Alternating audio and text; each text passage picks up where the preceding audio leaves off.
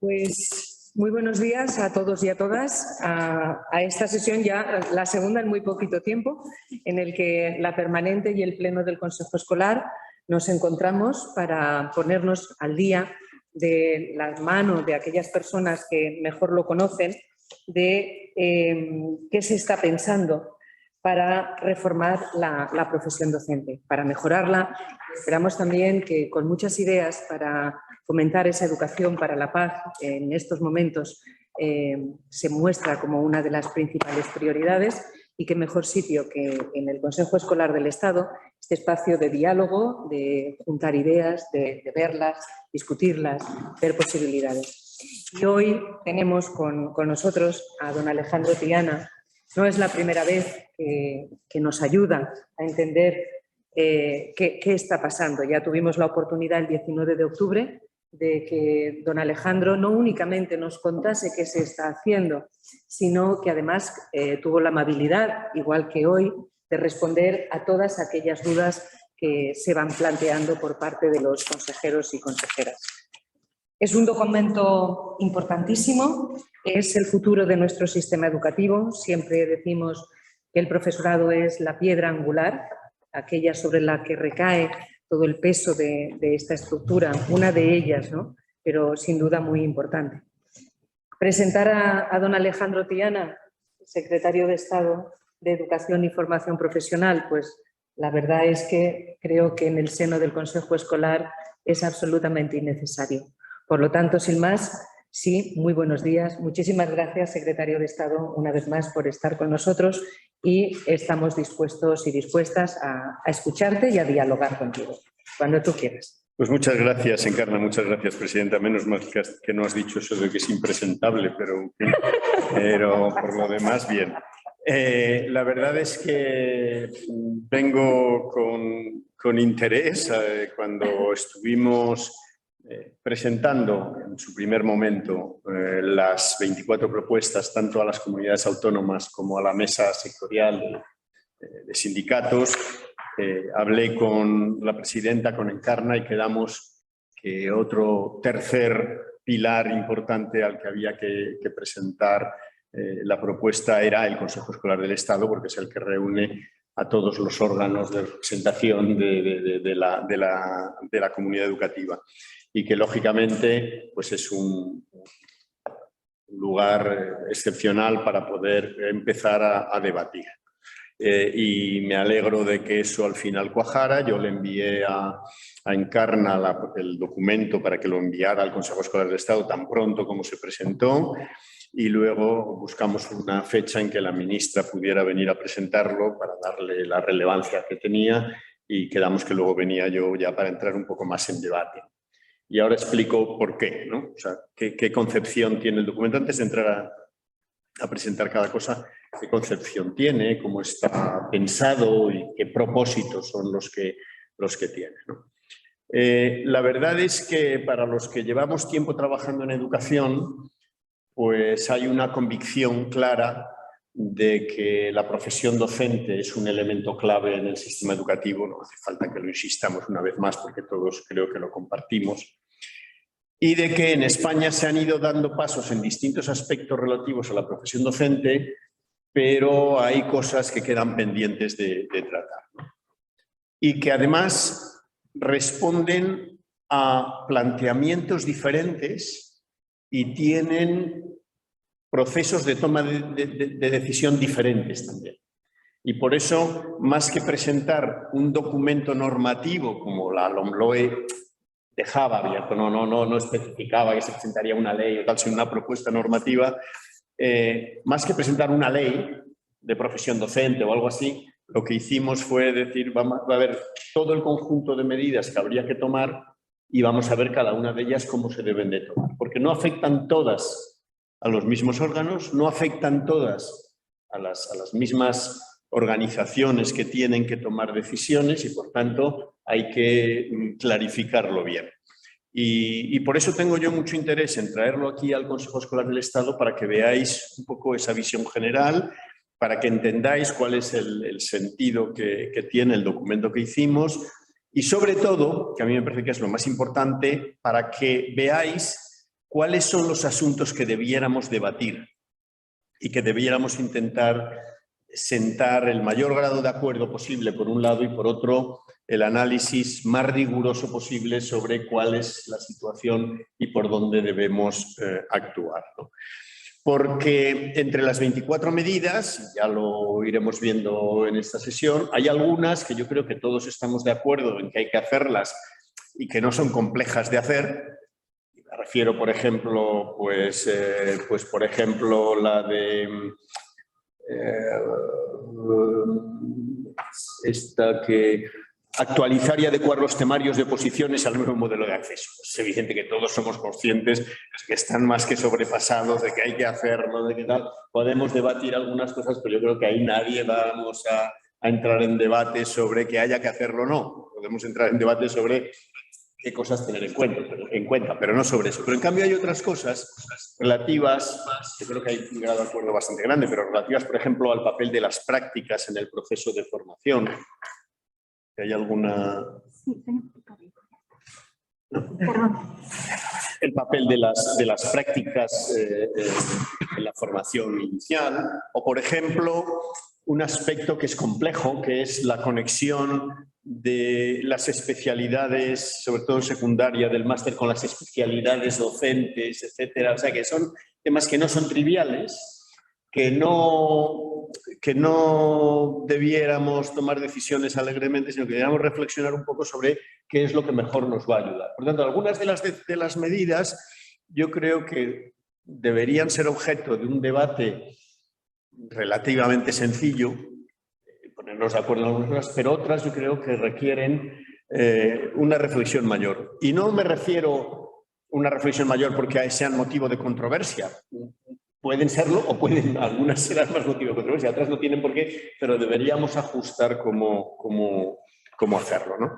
Y lo que el Ministerio hace cuando presenta este documento, eso sí, es mandar un mensaje claro de decir, debemos pensar en la profesión docente no solo en algunos aspectos de ella, sino un poco más en términos generales.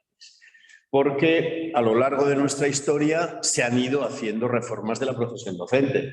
Pero se han hecho reformas de la formación inicial, se han hecho reformas de otros aspectos parciales sobre el acceso en determinados momentos, o por ejemplo toda la época transitoria para reducir la temporalidad, etc. O sea que ha habido distintas decisiones que se han ido tomando, pero precisamente lo que creíamos que estábamos en un buen momento para hacer es reflexionar un poco en conjunto sobre la profesión docente y ver los distintos componentes y ver cómo los podemos ligar. Luego algunos serán más sencillos que otros, algunos yo creo que los podremos ir resolviendo de una manera bastante cercana y otros nos va a costar más, ¿no? Pero creo que hay que tener esa visión de conjunto porque si no podemos creer que estamos resolviendo cosas que nos dejan otras de lado, ¿no? Y ese es el sentido que tiene este documento. El documento parte sin ánimo de exhaustividad, pero parte de un análisis de la situación actual. ¿Por qué? Yo creo que para resolver cualquier problema, lo primero que hay que hacer es diagnosticarlo bien y hacer las preguntas correctas. Si no hacemos las preguntas correctas, no le vamos a dar solución. Y hay que tener un buen diagnóstico, ¿no? Los diagnósticos, bueno, teoría parecen muy objetivos, pero no siempre lo son porque unos nos fijamos más en unas cosas o en otras, y entonces no es tanto que veamos cosas opuestas, pero damos más peso a unas, a otras, y por eso yo creo que conviene hacerlo. Nosotros hicimos esta primera parte de situación actual. Algunos nos han reprochado que no se haga de una manera más rigurosa, académica y demás, pero espero que entendáis que el Ministerio, si hace un diagnóstico, tiene que ser lo más solvente posible, pero si nosotros nos ascribimos a las tesis de unos o de otros, pues vamos a crear otra serie de dificultades. Hemos tenido en cuenta muchísimos documentos de personas, de asociaciones, de grupos. Estoy seguro que algunos de vosotros reconocéis cosas por aquí y por allá, pero a la hora de presentarlo no hemos querido hacer un una presentación académica, sino una presentación que entre a delimitar cuáles son los aspectos que vemos más complejos, ¿no? Y eso lo hemos hecho en cada uno de los asuntos de los que luego presentamos propuestas. O sea, hemos intentado, bueno, primero vosotros nos diréis cuánto hemos acertado o cuánto no, y en segundo lugar estamos seguros que en algunas cosas hemos acertado más que en otras, pero hemos intentado por lo menos que el diagnóstico y las medidas tuvieran una cierta correlación. O sea, que las medidas estuvieran por lo menos basadas en aquellos elementos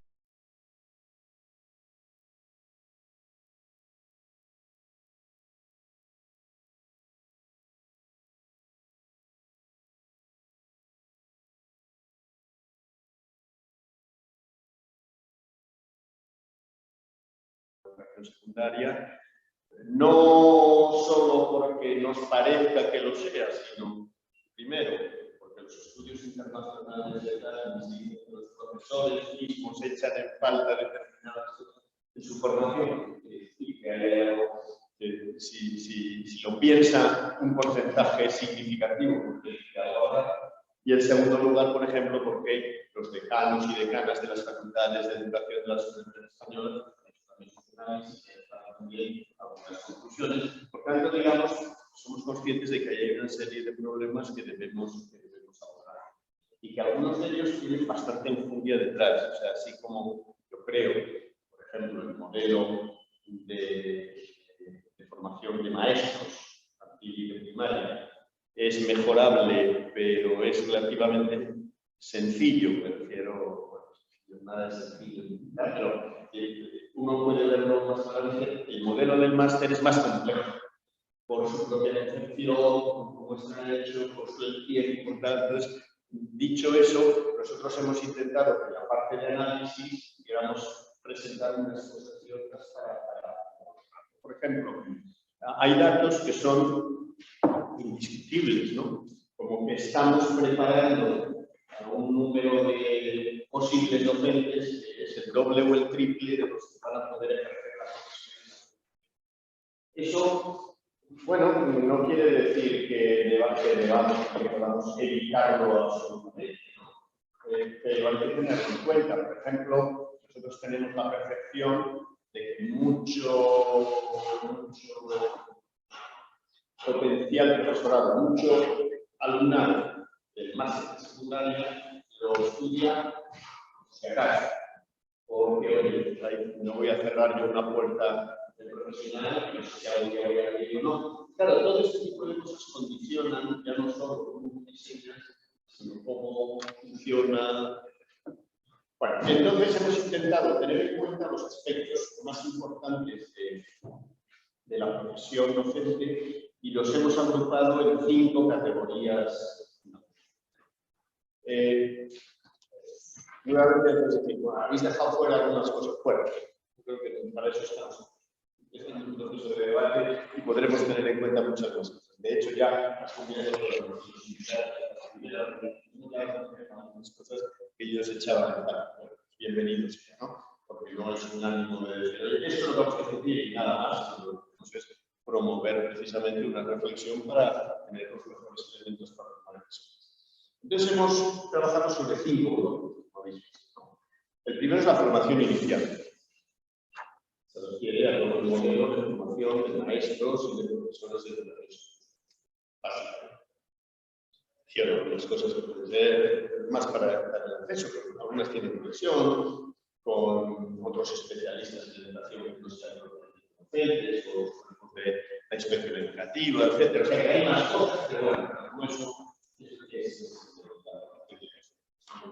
los niveles educativos. El segundo bloque es el de formación permanente. Permanente, todos sabemos que hoy en día no basta con haber en ninguna carrera, en un sistema posterior de formación permanente. Un tercero que es el acceso a la profesión. Lo hemos llamado acceso a la profesión precisamente así, porque debajo de esa palabra hay realidades muy distintas. No es lo mismo los procedimientos de acceso a la enseñanza pública que la enseñanza privada. Es igual, No es lo mismo el procedimiento de acceso propiamente dicho, el modelo de concurso, que los modelos de incorporación paulatina, algo más amplio y buenos aspectos. Entonces hemos hablado de acceso para hablar un poco del conjunto y ahí hay distintos tipos de propuestas, como hemos visto, que ahora comentariamente meramente. Es que iréis a hablar, que no vengáis a escuchar un cuarto bloque es el de las especialidades docentes. Algunos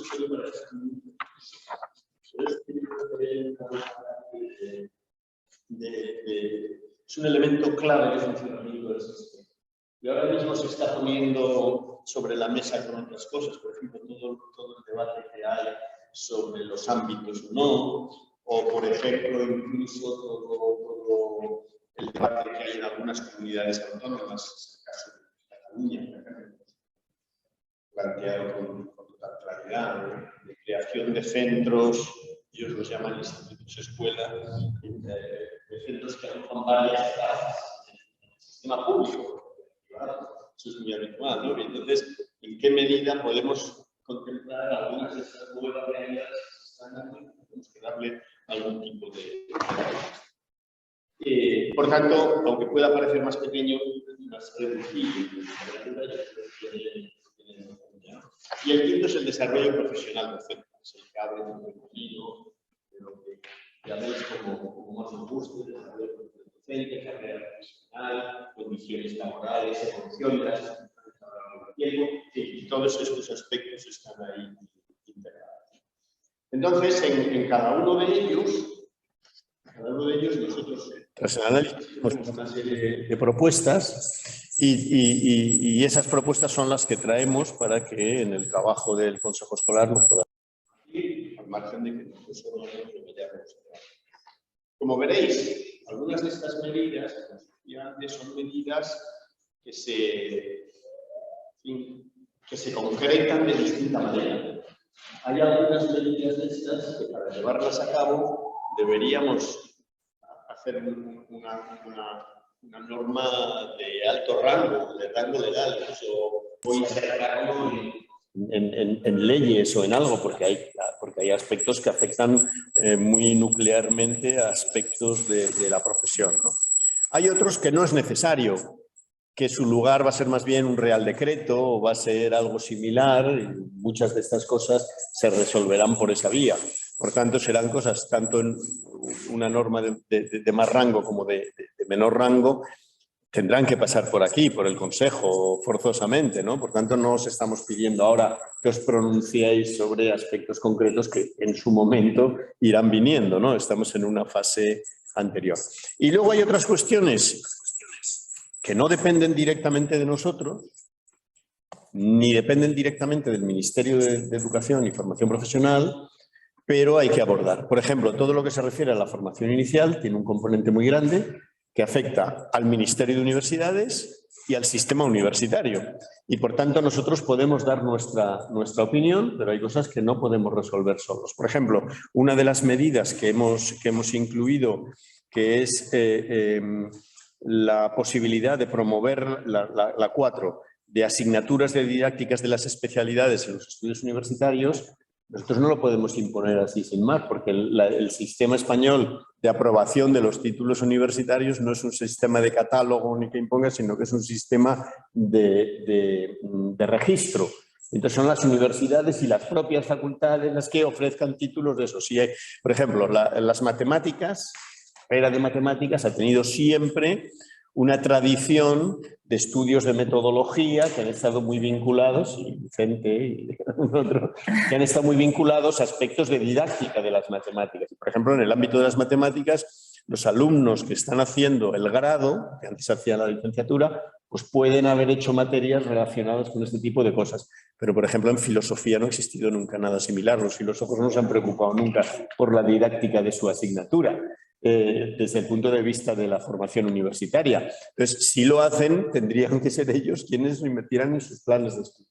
Y ahí hay para todos los gustos. Lógicamente, los historiadores o los filólogos han tenido, debido a que siempre han tenido una componente educativa, docente muy grande, pues no han tenido, algunos han tenido materias de didácticas o no, pero han tenido más cercanía a algunas de esas cosas o a ese tipo de reflexión, y otros en cambio en absoluto. Por tanto, esa medida, que a mí me parece que es interesante reflexionarla y plantearla, pues no la podemos determinar sin más. Podemos determinar algunas cosas en relación con los títulos de magisterio, con los títulos del máster de secundaria, porque como son profesiones reguladas, se hace una orden ministerial que dice qué condiciones deben tener los títulos que lleven a esa profesión. Y por tanto tenemos un cierto margen de influencia, pero un cierto margen de influencia. Por tanto, esto es, por decirlo así, una visión un poco general para que veáis. Entre las propuestas de reforma hay una que es una especie de marco que está un poco por encima de todas las demás, y luego las otras ya son más específicas de cada uno de los 5 bloques que he planteado.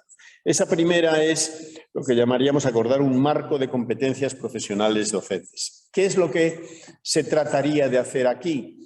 Pues sería seguir la estela de lo que se está haciendo de forma más parcial en el ámbito de la Unión Europea, en marcos específicos, por ejemplo, de la competencia digital o en cosas similares, que es, por decirlo así, hombre, ponernos de acuerdo sobre cuáles son las competencias que debería desarrollar alguien que trabaje en esta profesión, cuáles son las que debe adquirir, eso que nos permite, por un lado, conocer un poco más cuáles serían las condiciones de partida que debería cumplir alguien que quiera acceder a esa profesión, no saber ya de antemano, porque eso, para eso va a estudiar, pero sí aquello sin lo cual es muy difícil que luego pueda desarrollar una buena profesionalidad.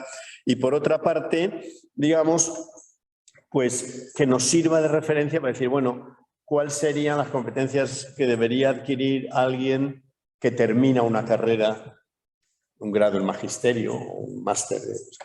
¿Cuál sería lo que debería tener alguien para poder ejercer determinadas funciones dentro de la carrera docente?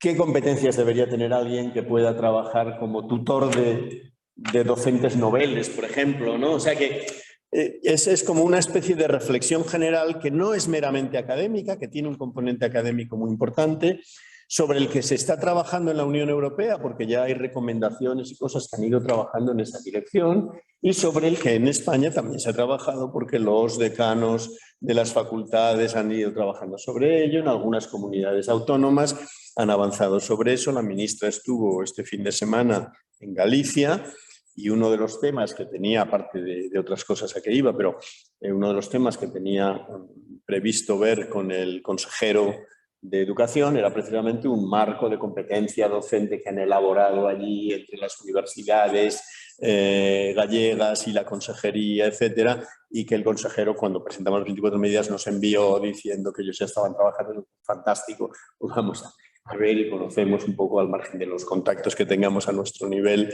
para ver eso en qué se concreta. Y esa medida es una medida inicial, una propuesta inicial que cubre todo ese conjunto. Después las propuestas concretas están en cada uno de los bloques que mencionaba con anterioridad. El de la formación inicial tiene bastantes propuestas. La formación inicial, yo creo que todos tenemos conciencia de que hemos dado pasos importantes en ella en los últimos años, en las últimas décadas, pero que llega un momento de revisar algunas cosas. Nosotros introdujimos en la LOE en el año 2006 algunos cambios importantes respecto a la formación inicial. Se hablaba de la posibilidad, no se hablaba todavía de grados, másteres, etcétera, porque todavía no estaba definido. Recordad que fue en 2007, en la LOMLOE, cuando se definieron los niveles universitarios de acuerdo con el modelo de Bolonia, pero ya se avanzaba en esa línea porque es obvio que debíamos avanzar hacia ello, ¿no? Los primeros planes de estudio de las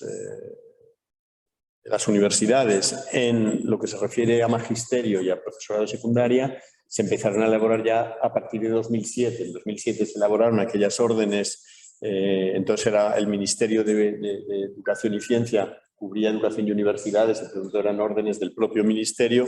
Ahora revisadas, en su caso, deberían serlo del Ministerio de Universidades y quizás del nuestro, o sea, en el sentido de que serían mixtas, no solo de un Ministerio de Educación como fueron en su día, ¿no? Y luego, los planes que se están llevando a cabo son los primeros que se elaboraron, pero yo creo que hay material para poder empezar a pensar en qué cosas debemos avanzar más o no. Hay aspectos que en Thalys los docentes nos han dicho, hay aspectos de digitalización que se sienten que no tienen una formación tan completa como debieran, hay aspectos relativos a la atención a la diversidad donde sienten que tampoco, o aspectos relativos a la inclusión educativa de determinados colectivos. Por tanto, hay cosas que claramente los mismos docentes nos han dicho que deben cambiar y luego, en la medida en que estamos intentando avanzar en un modelo curricular, etcétera, parece que todo eso tiene que tener su reflejo en la formación. Estamos en un momento en el cual la Unión Europea se está replanteando toda la definición y organización de lo que llaman las profesiones reguladas y, por tanto, yo creo que es buen momento para abordar esto, para cambiar las órdenes que deben regular las condiciones generales de los títulos y darle más peso a aquello que queremos. Por tanto, nosotros estamos trabajando, esto ya os lo digo, con la conferencia de decanos y decanas de facultades de educación, con los que hay buena sintonía, y estamos trabajando con ellos y estamos trabajando con comunidades autónomas que están dando pasos también en algunos aspectos u otros, por ejemplo, en elaboración de pruebas de acceso para algunos de estos estudios o en sistemas, por ejemplo, de tutoría reforzada en centros educativos seleccionados y con un profesorado tutor con un reconocimiento y una incentivación para hacerlo. O sea que hay experiencias que yo creo que nos sirven a todos de base para empezar a tirar adelante, ¿no? Entonces, digamos que las propuestas que van de la 2 a la 8 van en esa línea, ¿no? Esos distintos aspectos de la formación inicial del magisterio y de la formación inicial del profesorado de secundaria, ¿no? Como os decía antes, el máster de secundaria yo creo que requiere una consideración especial. Pero claro, hay quien dice, no, bueno, y deberíamos hacer un máster más largo y deberíamos... Claro, pero ¿cuánto vamos a pedir a alguien para ser al final profesor de secundaria? ¿Un grado entero de 4 años de otra cosa? ¿2 años? No sé qué. ¿Cuántos años tienen que pasar para ser un docente de secundaria? Porque un docente de primaria, no por minusvaloración del magisterio, sino porque son alumnos que desde el primer año están ya trabajando en esa dirección. Y, por ejemplo, si queremos reforzar el aprendizaje en la práctica, podemos reorganizar la docencia a lo largo de 4 años para cubrir muchos objetivos. Pero con el alumnado, con el profesorado, vamos, el alumnado que va a hacer profesorado de secundaria, pues es 1 año lo que tiene. Entonces es todo mucho más complejo, porque aunque se puede hacer, no es tan sencillo. Entonces esta es una consideración que a mí me gustaría que vosotros le dierais alguna vuelta y pudiéramos ver cómo. Porque además no es fácil cambiar un sistema universitario de repente un día para otro. No, pues ahora habría que hacer no sé qué. Bueno, calma, que esto afecta a muchas cosas y no es tan sencillo. Entonces, ¿qué es lo que proponemos aquí básicamente?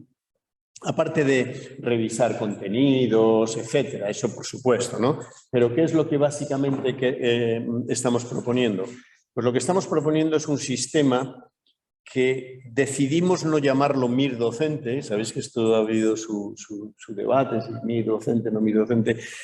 Yo creo que el término MIR docente tiene un atractivo, que es que, bueno, parece que el sistema de formación de los médicos especialistas tiene cierto prestigio, entonces parece que esa es una carga positiva que recibe, pero el modelo de formación de los especialistas médicos no tiene nada que ver con el sistema de formación de los especialistas docentes. Es precisamente el inverso. O sea, los médicos hacen un título general y a partir de ahí se especializan, y se especializan en la práctica.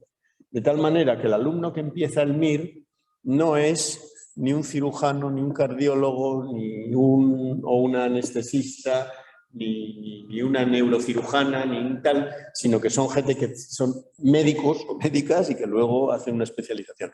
Mientras que nosotros, sobre todo en secundaria, es gente que tiene la especialización previa, son historiadores o matemáticos o biólogos o no sé qué, y después lo que hacen es una formación para la docencia. Entonces yo creo que esto hay que distinguirlo bien, porque si no, no tener más problemas. Y lo que nosotros desde el Ministerio estamos convencidos es que hace falta que hagamos una formación en la práctica, o sea, que se fomente mucho más el aprendizaje en la práctica. Que no sea, la práctica no sea simplemente ir a ver qué pasa con aquello que me han enseñado allí y yo estoy aquí mirando a ver cómo van las cosas. Hay elementos, además de la práctica docente, que no es la docencia de las materias, que es fundamental desarrollar y que hay que desarrollar la práctica. Y me refiero, por ejemplo, al funcionamiento de un centro educativo, a la relación con las familias, a los sistemas de tutorías, a muchas cosas que no necesariamente se ven tanto en las universidades y que, sin embargo, sin ellas, pues un docente se va a ver mucho más limitado. Y lo va a tener que aprender por el boca a oreja cuando llegue a un centro, chocando con la realidad de una manera más intensa, ¿no? Entonces, digamos que esto lo que nosotros hemos pensado es que valía la pena reforzar el sistema de prácticas en la formación inicial y en el acceso a la carrera. O sea, digamos, en dos fases, ¿no? Y eso es lo que aquí llamamos este plan de iniciación a la docencia,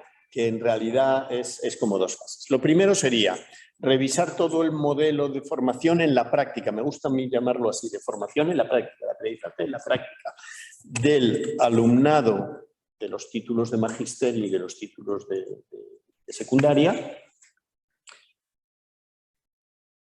Yo os debo decir que esto, y aquí se deja así solo medio caer, pero a mí no me parecería mal que se pudieran estudiar, no con carácter general, que eso es muy complicado quizás, pero que se pudieran desarrollar sistemas de formación dual en esto. O sea, que igual que en la FP hay sistemas de formación dual, pudiera haber en los másteres sistemas de formación dual que ya las universidades, en el último decreto que han hecho de organización de sus títulos, ya abre esa vía. Y que, por tanto, el profesorado, no digo todos en general, pero que pudiera haber universidades que pudieran ofrecer un sistema dual en el cual parte de la formación la hacen en la universidad y parte la hacen en el centro educativo, pero de acuerdo con un plan de formación específico, ¿no? Yo creo que esa es una idea que podría tener cierto interés, unida a otras, como sobre todo en el caso de la secundaria, bueno, pues quizás pedir algunos criterios de entrada de tal manera que el tiempo de aprendizaje, que es más corto, sea más de formación docente para la docencia que de formación disciplinar. Me refiero, cada vez está pasando más que, por ejemplo, profesores de matemáticas no encontramos licenciados en matemáticas porque tienen unas salidas profesionales muy grandes fuera del mundo de la docencia y, por tanto, es cada vez más frecuente que quienes sacan las oposiciones en matemáticas sean licenciados en otras ciencias, con una buena formación en matemáticas, pero en otras ciencias, biólogos, geólogos, químicos, físicos o cualesquiera otras, ¿no? Entonces, claro, aquí habría que encontrar una manera, de tal manera que la formación del máster fuese lo menos disciplinar posible, aquello que fuese necesario, pero lo más ajustada a formación para la docencia, que es lo que realmente les falta a prácticamente todos porque no lo han tenido durante su carrera. Entonces, aquí hay un ámbito en el que yo os invito a reflexionar y a pensar. Con los decanos y decanas de educación también lo estamos haciendo, porque yo creo que esto tiene relación además con el sistema de acceso y con el sistema de especialidades. Y yo creo que aquí debemos encontrar, nosotros tenemos ideas, obviamente, o sea, no es que vayamos aquí sin ningún criterio, pero hay que verlo. Porque esto tiene mucha conexión además con el acceso a la docencia después, ¿no? Entonces, a nuestro modo de ver, el acceso a la docencia debiera cultivar ese acceso también en la práctica, a través de la práctica. Yo creo que uno de los diagnósticos que hacemos es que el periodo de prácticas en la enseñanza pública después de la oposición no es tan riguroso. No digo riguroso en cuanto a aprobar, sino en cuanto a sus objetivos y a qué es lo que debería de cumplir, ¿no? Y sin embargo, hay muchas profesiones públicas, muchos puestos en la administración pública, donde ese proceso es un proceso al que se le da mucha relevancia. Y eso, por ejemplo, en los jueces, sin duda. en los inspectores de Hacienda. O sea, hay muchos cuerpos en los que el tiempo de prácticas no es un tiempo simplemente de empezar allí a caer por allí, sino es un tiempo organizado, programado, en el que uno que ya ha demostrado su capacidad tiene responsabilidades, pero comparte responsabilidades con seguir un proceso de formación y en algunos casos, por ejemplo, en la judicatura, yo lo conozco porque siendo rector de la UNED estuve en contacto con ellos. En el caso de la judicatura, el tiempo que están con un juez en ejercicio trabajando con él es clave dentro del periodo de formación. Entonces yo creo que aquí, esto es verdad que tiene un problema que no es tan claro en el caso de la enseñanza privada y de la enseñanza concertada. Porque claro, digamos, esto está claro en el caso de acceso a la función pública, siempre y cuando los que acceden no sean básicamente interinos que llevan X años. O sea, quiero decir, esto sería para pensar en ello. Si vamos resolviendo este problema de acceso a plazas fijas como está previsto, en principio está previsto que para el año 24 haya caído sustancialmente. Si eso fuera así, quiere decir que a partir del 24 podríamos seguramente pensar en un modelo de este tipo que sea mucho más organizado, me atrevo a decir, ¿no? Y quedaría por ver, bueno, en el ámbito de la privada y concertada y demás, qué cosas se pueden hacer, si se pueden hacer del mismo modo o no. Y esto nos plantea otros problemas, que es, bueno, qué capacidad tiene nuestro sistema educativo para formar a gente, tanto en el periodo de formación inicial como en el periodo después del acceso. ¿A cuánta gente podemos formar con un poco de rigor? ¿En cualquier centro? ¿Cualquiera puede enseñar cualquier cosa? ¿O tenemos que hacer algo que digas, no, mira, igual que hay hospitales universitarios, pues digamos centros educativos, no sé, universitarios no, porque entonces tergiversa el nombre, ¿no? Pero centros de práctica reconocidos como tal y que tienen un apoyo y donde el profesorado que está allí además pues puede tener, oye, pues una cierta incentivación como centro que tiene pues un marchamo especial para la formación de docentes noveles, ¿no? Yo sé que eso no es sencillo, pero todo esto o lo afrontamos o va a ser muy difícil cambiar algunas cosas, ¿no? Y esto nos tiene que llevar con las universidades a ver qué capacidad de formación tenemos, cuántos podemos formar, no podemos ser estajanovistas y decir, no, hay 10.000 plazas, 10.000 vamos a formar, no, en fin, no es exactamente así, pero tampoco podemos formar a 30.000 porque entonces estamos dilapidando o esfuerzos o expectativas y entonces yo creo que habrá que encontrar un poco este sistema. Bueno, esto, por todo lo que se refiere, me he extendido un poquito más porque yo creo que tenía cierta importancia la formación inicial. En la formación permanente, nuestras propuestas son de distinto tipo, ¿no? En la formación permanente, lo primero que habría que hacer es decir, bueno, ¿cómo podemos desarrollarla en determinados ámbitos? El de la digitalización es clave, y claro, pero hay otros que también lo son. Por ejemplo, en el ámbito de la formación profesional, la formación, digamos, que sigue a los cambios del sistema productivo. O sea, en fin, lo hay en general. Entendemos clarísimamente que la formación permanente es más bien responsabilidad de las comunidades autónomas, su desarrollo, pero entendemos que hay cosas que se puede coordinar con las comunidades autónomas, que podemos trabajar conjuntamente y sobre todo yo creo que debería haber una reflexión general, más allá de la responsabilidad de cada uno, sobre las modalidades de la formación permanente. Yo creo que aquí hemos hablado mucho de la formación en centros, etcétera. Los tiempos van cambiando mucho, todo este tiempo de aprendizajes híbridos también ha cambiado.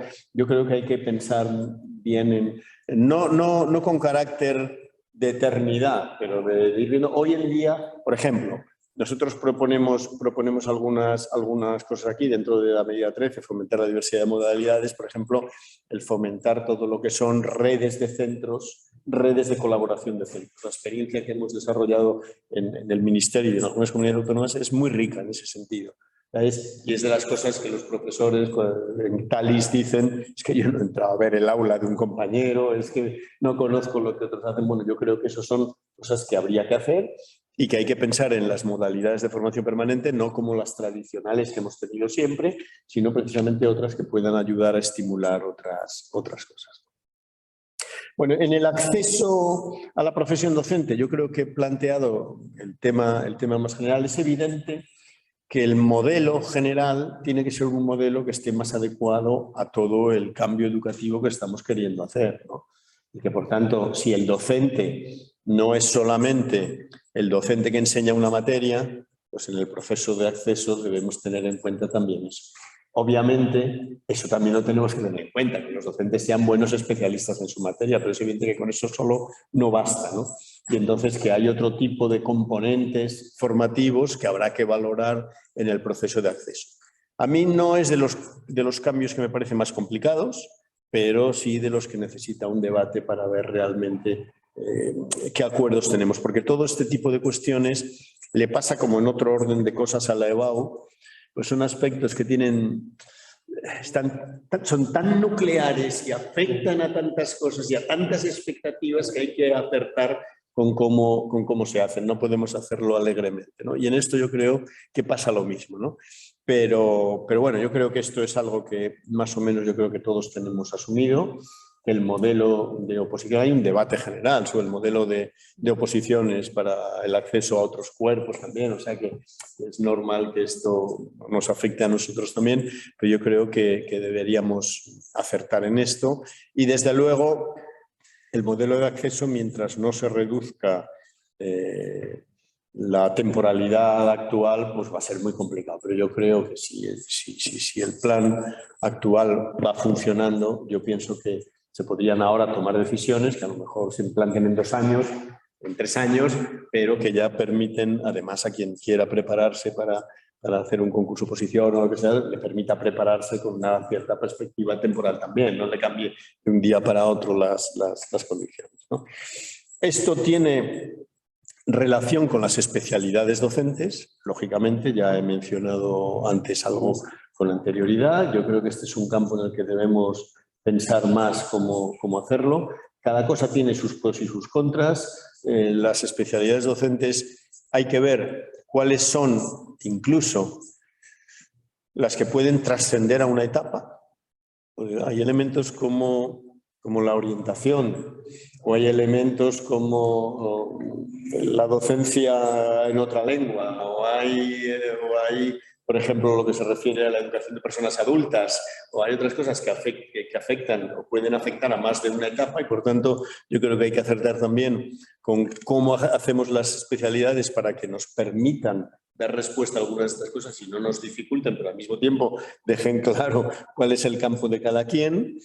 Y por otra parte, en secundaria, yo creo que hay que hacer forzosamente una adecuación a la nueva ordenación académica que tenemos, etcétera, y ver cómo lo manejamos, porque hay algunos ámbitos donde esto tiene especial complejidad, por ejemplo, en el caso de la formación profesional, donde hay especialidades donde es dificilísimo encontrar gente, donde si hay una parcelación excesiva se hace muy complejo encontrar las personas adecuadas, pero si no se hace una especialización suficiente puede ir en detrimento de la formación de los estudiantes. Entonces, bueno, quiero decir, este es un tema que yo creo que se puede resolver y se puede hablar, pero hay que encontrar el punto adecuado, ¿no?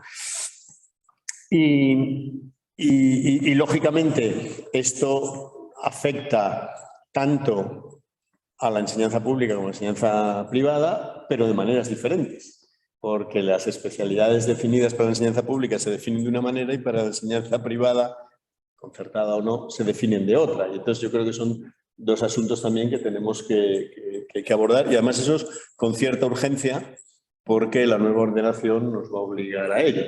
Digamos que uno puede iniciar con lo mismo que tiene este año, puede iniciar el año que viene, pero no puede seguir así indefinidamente. O sea, eso es algo que hay que resolver, ¿no? Y ya lo último es las medidas de desarrollo profesional docente, donde aquí hemos planteado 2 cuestiones, aunque somos conscientes de que aquí hay que tratar muchas más cosas. Esto con los sindicatos ya tuvimos una primera reunión y ya nos lo dijeron y como han empezado a trabajar, incluso han empezado a mandar propuestas y demás, nosotros somos conscientes de ello. Por un lado, los procedimientos de evaluación del desempeño, en términos generales, sabemos que esto ha generado a lo largo del tiempo sus debates y tal, Me parece lógico que se reconozca el trabajo bien hecho. Luego definiremos qué es el trabajo bien hecho, cómo lo identificamos y tal, pero parece que eso sea lógico. Hay ámbitos, como en el ámbito universitario, donde eso ya se hace desde hace tiempo. En el ámbito no universitario, lo único que se ha hecho en ese sentido es los sexenios de formación, que no son comunes para todos, porque se hizo para territorio MEC. Algunas de las comunidades que ya no estaban en territorio MEC no los tienen exactamente iguales, por lo tanto, aquí hay incluso algunos aspectos de coordinación, podríamos decir, o de, como, no sé, de armonización de sistemas que debería revisar y donde las comunidades autónomas tienen mucho que decir, eso es obvio, ¿no? Y luego pues lo mismo, de una manera más abierta, reconocer el buen desarrollo profesional docente. Estas están más abiertas, entre otras cosas, porque yo creo que requieren un trabajo un poco más detenido, no porque no tengamos ideas, sino porque requiere un trabajo más detenido y además es un ámbito en el que claramente la interlocución de los sindicatos es clave. Y entonces, digamos que son aspectos que habrá que abordar también del modo y en los lugares que corresponde, ¿no? Nosotros estamos obviamente abiertos a ello y esto en última instancia lo que debiera conducir es a un estatuto docente. Lógicamente, porque hay aspectos que o se regulan por medio de una ley o no se van a poder regular. Hay otros que, como he dicho antes, son reales decretos, ¿no? Bueno, me he extendido más de lo que le prometía a Encarna, pero no quería dejar de presentar un poco todo lo que es el marco general. Sé que me he dejado cosas en el tintero y que hay cosas que os preocuparán o os interesarán, pero tenemos más de una hora para poder debatir y yo creo que por lo menos eso nos puede ser útil. Sin duda, pues muchísimas gracias a Alejandro por la clarificación. Y he de decirte que esto de que te hayas extendido en el tiempo creo que no es malo, porque normalmente va bajando el número de asistentes cuando hacemos las reuniones online y en este caso va subiendo. Algo va bien. En serio, muchísimas gracias. Gracias también a todas las personas que nos estáis siguiendo. Gracias por vuestros comentarios, están recogidos en el chat, pero quiero dirigirme especialmente a Natalia Álvarez, presidenta del Consejo Escolar de Canarias. Efectivamente, Natalia, estamos por la paz, estamos para reflexionar juntos y una alegría que también en Canarias estéis trabajando en esta línea. Vamos a, si os parece, ya a abrir un turno de intervenciones que yo entiendo que nos debería servir para dar respuesta a lo que nos estaba ofreciendo el secretario de Estado, ¿no? Que es recoger las inquietudes que tenemos desde el Consejo Escolar del Estado. Y con independencia de cómo vayamos avanzando y de cómo esas inquietudes se puedan ir resolviendo a partir de este debate, pero de los que vendrán también, ¿no? Es una tarea que es larga, que nos va a requerir mucho tiempo, que va a requerir que nos escuchemos de una manera muy activa y que nos escuchemos intentando saber qué es lo que le preocupa a la otra persona, porque realmente esta va a ser la única vía que nos lleve a encontrar esos posicionamientos comunes.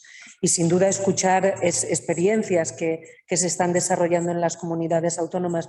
Vamos a ver cómo podemos trabajar también con la Junta de Participación Autonómica para que estos debates sean más ricos y nos ayuden a estar mejor formados para opinar y aconsejar, que es nuestra tarea como consejeros y consejeras, en cómo queremos avanzar.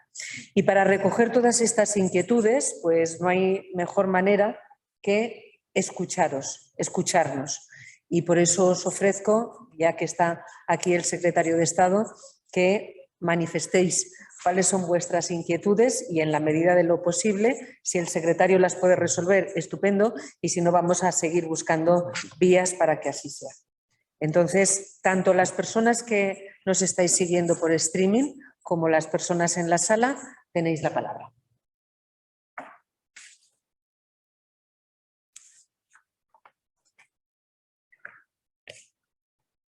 ¿Alguien de la sala se anima? Yo. Alonso también. Es Begoña Ladrón de Guevara, ha pedido la palabra y me dice el secretario de Estado que también Alonso. Alonso Gutiérrez. A ver, ¿qué tengo yo? Es que tengo, si alguno, es que estoy siguiendo dos chats. Si me dejo alguno, ¿me lo recordáis, por favor? Porque no es con intención de dejaros fuera, sencillamente que no os veo. Entonces, si os parece, primero Begoña y después Alonso. Cuando quieras, Begoña. Muchas gracias. Primero, gracias Alejandro por estar aquí. Gracias al Consejo por abrir este momento de debate en un tema tan apasionante como es el de la formación de docentes, que yo creo que es el pilar fundamental del sistema educativo español, y en el que creo que hay que poner todas nuestras fuerzas para que de verdad se sientan acompañados y en la medida posible podamos participar, ¿no? Bueno, yo simplemente hacer como varias reflexiones. Tengo varias boinas, entonces esto hace que no... Pero primero, que entiendo que el cuerpo de profesores es un cuerpo muy amplio, que tenemos que pensar que estamos hablando de la formación inicial, pero que estamos hablando de un gran cuerpo de profesores pues, que acaban de terminar la carrera y los que tienen, que son ya mayorcísimos como yo, con 49 años. Entonces, pues es un abanico muy... Es que no perdamos, pienso, de vista esa pluralidad y esa variedad de personas de las que estamos hablando. Por otro lado, claro, aquí pedir entre todos, como decía la presidenta, ¿no?, que nos escuchemos. Creo que aquí hay muchos interlocutores que tenemos que llegar a acuerdos, porque entre otras cosas la profesión docente y como está planteada y como ha de plantearse es a largo plazo. O sea, que lo que hagamos, pues también tenemos que pensar pues, que tiene que tener la suficiente entidad y el suficiente consenso como para que sea algo que perdure, ¿no?, y no algo temporal en el que no nos podamos sentir reflejados. Por entrar un mínimo en el tema de la formación inicial, es verdad que es muy complejo. Es muy complejo. Creo que se han dado grandes avances. Creo que ya el pasar de una diplomatura a grado creo que ya fue un avance en aquello, sobre todo en el caso de infantil y primaria. Igual que el paso del CAP al máster de secundaria, pues también fue un paso importante en lo que es el reconocimiento, que yo creo que también ahora se empiezan a recoger los frutos, o sea, porque también en educación todo va lento, ¿no?, y son procesos y no es fácil.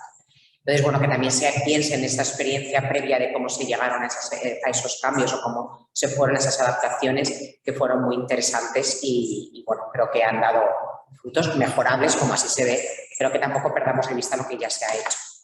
Que es verdad que son profesiones difíciles porque son profesiones regladas, y que también hagamos reflexiones profundas, no de modas, ¿no?, quizás, o sea, que sea también lo suficientemente abierto a esa formación, porque, bueno, pues es verdad que las competencias que hay que trabajar hay que pensarlas, sobre todo luego la competencia digital es bastante evidente, pero que al final también es mucho el uso, o sea, que a veces perdemos la pista con el tema competencial, que ya se lleva trabajando también en las universidades desde toda esta reforma, ya se trabaja en ese ámbito, ¿no? Entonces, bueno, pero que creo que es importante, y sobre todo creo que es muy importante la inserción en esos primeros años de vida profesional, porque a veces los profesores se sienten un poco solos ante la tarea real, ¿no?, de lo que hemos podido enseñar en la universidad con lo que, pues, la realidad de la vida. Y aquí meto un tema del que has hablado antes, que es el tema de la familia, todo el trato de la familia, la relación familia-escuela y todo lo que se pueda profundizar en esto, creo que es muy importante y creo que se debe meter en la formación inicial. Creo que luego en la práctica es verdad que es donde se ve, pero en la universidad se pueden hacer cosas y se puede, pues ya incidir sobre todo, creo que en algo tan importante como la importancia de que la familia y la escuela vayamos de la mano, ¿no? Entonces, eso también creo que es un mensaje de fondo, algo arraigado en la cultura que debemos trabajar. Entonces, bueno, yo no me enrollo mucho más, pero creo que que lo importante aquí yo quería reflexionar, ¿no? Es decir, que nos pongamos todos a trabajar, que es importante que entre todos lleguemos a acuerdos, que pensemos que es la que nos estamos jugando o que creo que debemos poner los pilares, que es la profesión más importante. Yo siempre digo que es la profesión que cambiará o que cambia el mundo, porque estamos en manos de los docentes y bueno, en su labor, en su reconocimiento, y que socialmente también esto debe trascender, porque toda la sociedad tiene que trabajar en pro de los maestros, en pro de los profesores, y en reconocer la grandeza que tienen y lo importante que son. No sé si quieres hacer algún comentario, Alejandro. No, yo luego... Vas tomando notas Sí, y después porque si vamos. no, sí. De acuerdo. Pues Carlos. Después de unos cuantos... Tú me habías pedido. Que levantabas era Alonso. Pero Alonso puede intervenir, Juan Fran. Por eso. Alonso, no sé si nos estás escuchando. No, en preguntas y respuestas tengo a Natalia, que vuelve a dar las gracias y insiste en la importancia de la formación en programación, organización de los centros y garantizar la coordinación entre iguales. Otra intervención de Pepita Costa, que es la presidenta del Consejo Escolar de les Illes Balears, que dice: la ley educativa establece que la formación permanente constituye un derecho y una obligación de todo el profesorado, pero en la práctica y generalmente va vinculada a considerar complementos salariales y es totalmente voluntaria. Pero no me aparece ninguna intervención de Alonso. Por eso... Porque habrá levantado la mano pensando que puede hablar. Y ahora hará la pregunta, imagino. Yo entiendo que es eso, por eso invito a Alonso a que haga su pregunta en el chat. Y mientras, si os parece, había pedido Jesús la palabra, mientras Alonso escribe su pregunta, le damos la palabra a Jesús Puello. No, muy brevemente, yo casi por repetir un poco la intervención que tuve el otro día con la ministra. Hay que agradecer al Ministerio que haya puesto este documento sobre la mesa. No sé. Agradecer al Ministerio que haya puesto este documento sobre la mesa como punto de partida, entendemos nosotros, para empezar esos trabajos de aportaciones y de debate para intentar mejorar la profesión docente. Lo dije y vuelvo a insistir hoy, a nosotros nos gustaría también que esta presentación se hiciera en el marco de la mesa sectorial de la enseñanza concertada, donde está representada una parte importante del profesorado, del sector educativo, y nos parece que muchas de las cosas que hay aquí nos afectan. Nosotros tenemos muy claro y diferenciamos, desde el principio nunca hemos tenido ninguna pretensión en mezclar la enseñanza concertada con el Estatuto de la Función Pública Docente.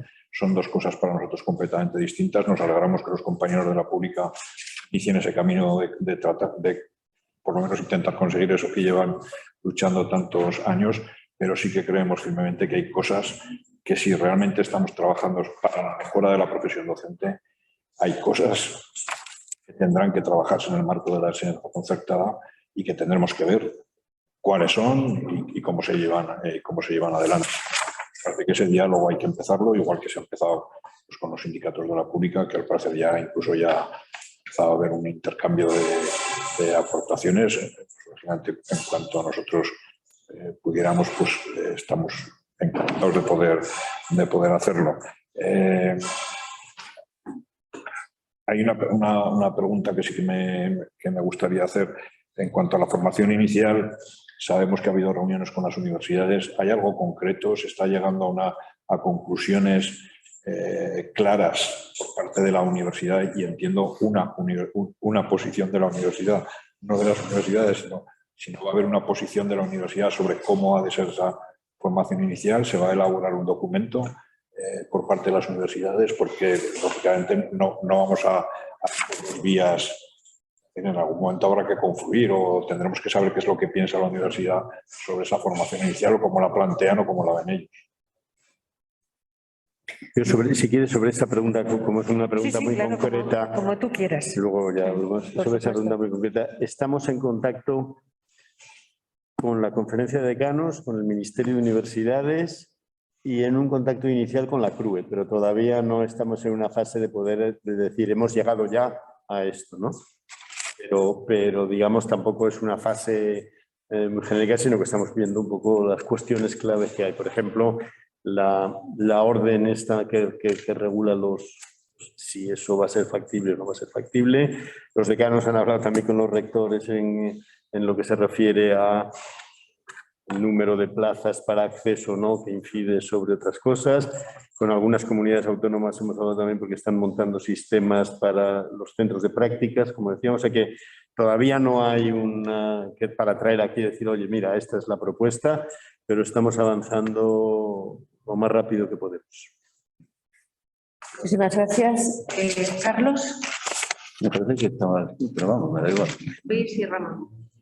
Sí, está José Luis, pero creo que era después, y después Ramón también, y estamos esperando a Alonso y a Sandra, como queráis. José Luis, venga. No, me da igual el que vosotros queráis. Buenos días. Agradecemos este documento que tenemos aquí un poquito más elaborado de lo que se presentó el lunes pasado con la ministra. Vemos que en el tema de la formación inicial se da una importancia significativa al tema de la práctica, o sea, y nos parece positivo. De hecho, los que somos ya mayores, pues recordamos el buen éxito que tuvo el Plan 67, que era un plan que tenía de los 3 cursos, un curso era completo de práctica. Entonces, bueno, pues los que hemos tenido profesores de ese plan y demás, pues nos parece positivo.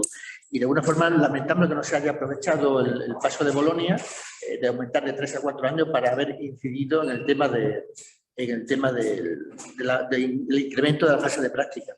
También lamentamos un poco el que no se haya optimizado una vez que las personas han superado el proceso selectivo, que no se optimice la herramienta que tiene el Ministerio desde hace años, que es el periodo de práctica. O sea, hay una queja de que no está dando los frutos deseados de alguna forma, pero es lamentable que no se le saque el rendimiento que se debe haber sacado al periodo de práctica, sabiendo que una parte importante de este profesorado ya cuenta con un bagaje importante porque haber ocupado un tiempo de trabajo de interino, ¿no? Entonces, bueno, tiene una práctica docente en particular, pero pensamos que se podría haber optimizado de mayor medida.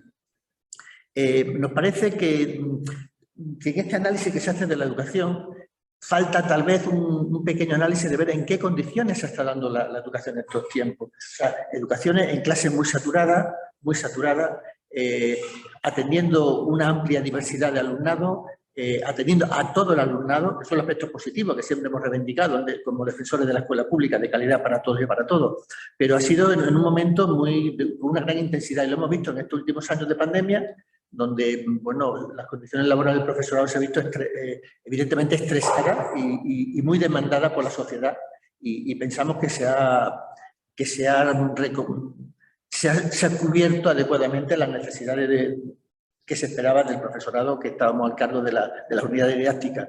Y sí vemos que se debería haber medidas para apoyar más al profesorado después de todo este periodo. Ha hablado también el secretario de Estado, ha hablado de la formación médica, de una formación básica general para todo el mundo y después una especialización.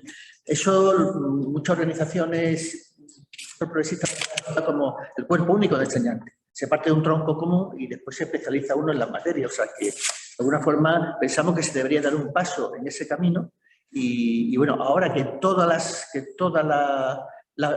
formación inicial para acceder a los cuerpos docentes son grados, pues se debería de caminar en esa dirección. Y no vemos nada en este aspecto que camine hacia el cuerpo único de enseñanza. Nos gustaría que se caminara un poquito en esa dirección. Con respecto a la valoración del desarrollo de la profesión, vemos que está abierto, que se ha dejado abierto. Nos parece positivo este tema de dejarlo abierto. Pensamos que es un tema que habrá que dilucidar mucho, porque partimos de la opinión de que la profesión docente es una labor colectiva y se debe de incidir en esos temas, o sea, en no romper el trabajo colectivo de los centros escolares. Entonces, bueno, pues habrá que buscar soluciones para que se salvaguarde el carácter colectivo de la formación, de la docencia directa. Sería un poco eso lo que quisiera valorar. Gracias. Seguimos entonces, Carlos. Sí. Bueno, yo agradecer también a Alejandro el que esté con nosotros después de la ministra para poder bueno, valorar un poco lo que es el documento, porque me imagino que las medidas concretas y la negociación a que se tiene que llevar a efecto será a través, en mi caso, de las organizaciones sindicales en los foros de negociación que están previstos para ello, que en este caso sería la mesa sectorial, porque el documento, ya lo he dicho cuando estaba la ministra aquí, es un documento a mí me parece muy ambicioso, que está muy abierto, invita a la participación y a las propuestas, y que coincido con el planteamiento que ha hecho Alejandro, de muchas de las medidas van a ser sencillas, incluso por trilladas. Creo que el tema del acceso a carrera profesional se lleva valorando mucho tiempo, pero claro, se mete en unos campos el documento que yo valoro, pero que no puedo aportar en estos momentos hasta que se dedique la organización a debatir estos elementos. Me refiero el adaptar las especialidades al momento actual de ahora, toda la flexibilización que se pretende a través de todo este tipo de aspectos, y que, bueno, pues puede ser unos debates muy interesantes en que nuestra organización estará encantada de participar. En base al diagnóstico se plantean estas 24 propuestas. Yo he dividido el documento en dos partes. Unas serían medidas referentes a lo que sería todas esas partes que se han ido introduciendo, modificando en los últimos años y que ahora se nos presentan todas juntas en su conjunto a través de este documento de lo que se pretende conseguir. Y hay otras medidas que son las que yo denomino sindicales, o que están más en relación con el profesorado docente. Y aquí hay algunas cosas que a mí me llaman la atención y que sirva simplemente pues, como parte del documento que elaboraremos y que Maribel trasladará al Ministerio de Educación. Se hace referencia, bueno, pues el documento en la parte sindical, pues está el acceso, carrera profesional y sistemas de evaluación. Sistemas de evaluación que es la primera vez que aparece claramente en un documento. Y bueno, se había hablado en el tema de los grados y tal, de cómo se podría evaluar para la adquisición de grados. Creo que había como dos propuestas, una la evaluación solicitada voluntariamente por el profesor y otra una especie de ir desarrollando una serie de hechos educativos para conseguir una puntuación que también pudiese adquirir esa... O sea, había durante unos años, hasta que el profesorado se fuese acostumbrando a este sistema, había la convivencia de eso. La propuesta, estoy hablando de propuestas todo, que no hubo acuerdo. O sea, pero que había esos dos sistemas. Aquí se habla claramente de la evaluación y cuando se habla de las pruebas, que como bien decía José Luis, el tema de práctica se pone en valor. Se excluye lo que es la práctica de la fase del concurso-oposición. Dice, una vez aprobado el sistema de concurso-oposición, la realización de prácticas. No hubo en ningún momento la duda de incluirlas dentro de la fase del concurso-oposición. Es muy complicado realizarlo, porque parece que si se le da mucho valor al sistema de prácticas, incluso aparece como una evaluación, que no tengo la duda de que si forman... Oye, con vuestro permiso me voy a quitar esto porque me estoy ahogando, ¿eh? Tengo duda porque habla de que formarán parte en la fase de prácticas los equipos directivos, personas de reconocido prestigio, si no recuerdo mal, e incluso la inspección. Si cada uno de ellos tiene que emitir el apto o no apto, o si en conjunto, como es un tribunal, analizan, evalúan y emiten una nota. Claro, es diferente el acto o no acto o la evaluación, porque eso no queda claro, simplemente dice que intervendrán en el proceso de las prácticas. Y decía que en la formación inicial, para acceder a lo que son los grados, hablaba que hay pruebas para acceder a los grados, pruebas que medirán las competencias de comunicación, el razonamiento crítico, lógica matemática y actitudes y competencias para la profesión docente. ¿Se refiere a tipo test psicotécnicos? ¿O cómo se mide estas competencias? Es decir, me parece que es una apuesta interesante el que, bueno, pues todos para la profesión docente tendríamos que tener unas variables mínimas para poder ejercerla, porque tenemos pues materia muy sensible, ¿no? Y esto, actitudes y competencias para la profesión docente. ¿Cómo se mide eso? ¿A través de un test? ¿De unas pruebas? Otro de los aspectos que a mí me llama, bueno, me produce dudas, dice en el punto 23, es donde se desarrolla todo aquello que es más sindical, que es todo lo de la carrera profesional. Y entendemos que la solicitud voluntaria estará vinculada a lo que se entendía como un reconocimiento del trabajo bien hecho en el aula, lo que podría ser el sistema de grados. Se está pensando en los grados, que por otro lado es lo que marca el estatuto básico, que para introducir la carrera profesional ha de ser basado en grados durante una temporalización que se podrían adquirir por evaluación o por este tipo de hechos de tal, pero es eso, se refiere a eso, porque no lo especifica, habla de horizontal y vertical. La vertical la entendemos, es decir, el mejorar en la escala lo que sería en la profesión docente, equipos directivos, inspección, etcétera, etcétera.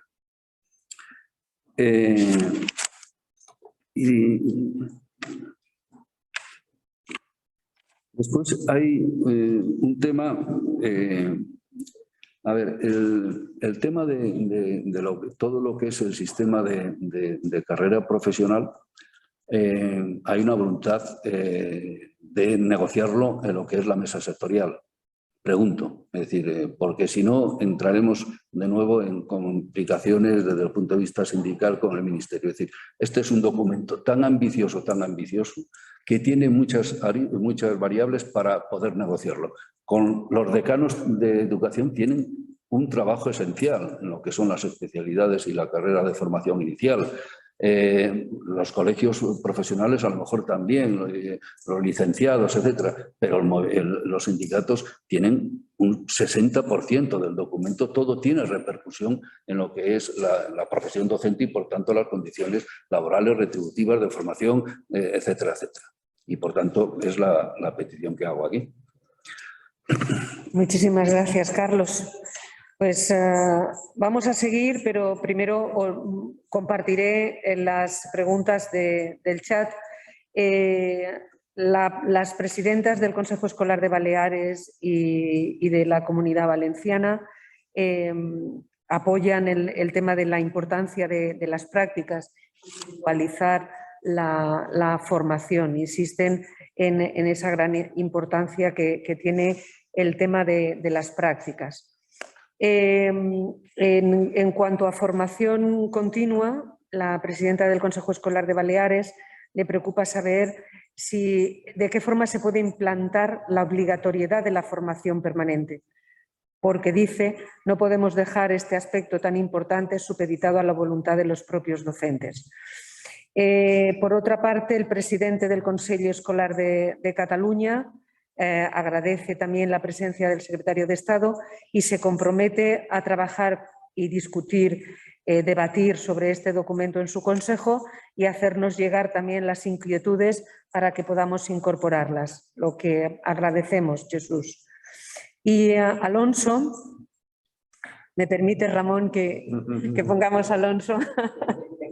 Alonso pensaba que podía intervenir en directo. Para la próxima reunión, Alonso, vamos a arreglar esto de intervenir en directo. Esta, por problemas que Juanfran explicará más despacio, no ha sido posible.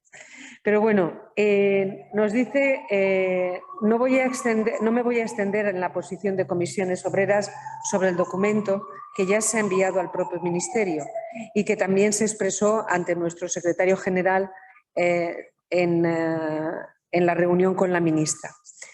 Ahora quisiera plantear una cuestión que me preocupa: la escasez de plazas públicas para poder cursar el máster de formación del profesorado, un poco más del 13% de la demanda. Esto ha supuesto un incremento no muy deseable esta formación en las universidades privadas con el consiguiente encarecimiento del gasto para el alumnado. ¿Tiene pensado el Ministerio, en colaboración con el Ministerio de Universidades, incrementar la oferta de plazas públicas del máster? Y nos da las gracias. ¿Pasamos a contestar? No, le contesto esta última para que no se me pase luego ya otras. Las plazas que ofrecen las universidades en cada una de las carreras que ofrece, el Ministerio de Educación en principio no tiene nada que decir al respecto. Es algo que se aprueba a propuesta de las propias universidades y lo discute y lo aprueba el Consejo de Universidades. Puede ser que el Consejo de Universidades seguro, no sé si la Conferencia General de Política Universitaria también es posible, eso no lo sé exactamente. Pero quiero decir que la propuesta de plazas las hacen las propias universidades. Entonces es un asunto que tiene cierta complejidad, porque no es que nosotros digamos, oye, que se den tantas o tantas otras. Son las universidades quienes lo proponen en función de toda una serie de parámetros. Es uno de los temas que hay que tratar para ver qué margen hay de acuerdos para establecerlo. Lo hay, por ejemplo, en el ámbito de las especialidades médicas. En el campo de las especialidades médicas sí que hay una comisión nacional que es la que establece el número de plazas de medicina y luego el número de plazas de cada especialidad, que son las que salen al MIR y demás. Pero en principio no son los ministerios quienes lo hacen, sino que son las universidades, ¿no? Entonces, pero vamos, que es un asunto que somos conscientes y tenemos aquí sobre la mesa. Perdón, Ramón. Ahora sí, Ramón. También para poder hablar mejor. Bueno, pues siempre agradecerle a Alejandro por las explicaciones del documento, ¿no? de la propuesta que está trabajando.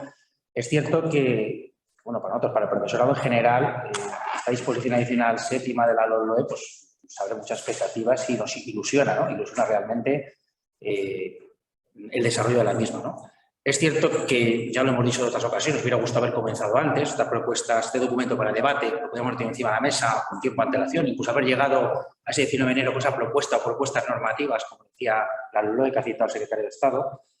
Pero vamos, nosotros animamos a seguir trabajando en ello, creemos que bueno, todo es mejorable, ¿no? Se hace un diagnóstico, se hace una serie de propuestas. Nosotros de AMPE, lo hemos dicho muchas veces, hemos planteado como un doble marco normativo, no cerrado, lógicamente, a debatir, esa ley de la profesión docente, donde se habla de todas estas cuestiones que vienen aquí en el documento, ¿no? Que lógicamente habrá que desarrollar en normas concretas, desde la formación inicial, desde esos requisitos habilitantes, ¿no? Para ser docente, incluidas esas prácticas, y por otro lado ese estatuto docente, donde creemos que pueden tener cabida muchas de las expectativas y de las reivindicaciones, ¿no? que el colectivo docente tiene, ¿no? Nosotros, por repasar un poco algunas cuestiones que se han mencionado, creemos que estamos bastante de acuerdo en muchas de las lecturas que se hacen de la formación inicial, de esas modificaciones que tiene que haber, ¿no? Tanto en todas las titulaciones, la titulación de máster, habrá que ver luego cómo se concreta, ¿no? Esa propuesta de formación dual puede ser interesante. Ese poder llegar a tener contenidos, sobre todo organización de centro, de funcionamiento, que creemos que adolece mucho la formación inicial actualmente. Incluso hablar en esas titulaciones para el futuro profesorado de secundaria, en enseñanzas medias, que haya materias relacionadas con la didáctica en algunas de las titulaciones, puede ser algo que también a los futuros, a los alumnos que pueden ser futuros docentes tengan ahí algunas cuestiones a las que poder acercarse. Quitar parte de especialidad, de la especialización en el máster.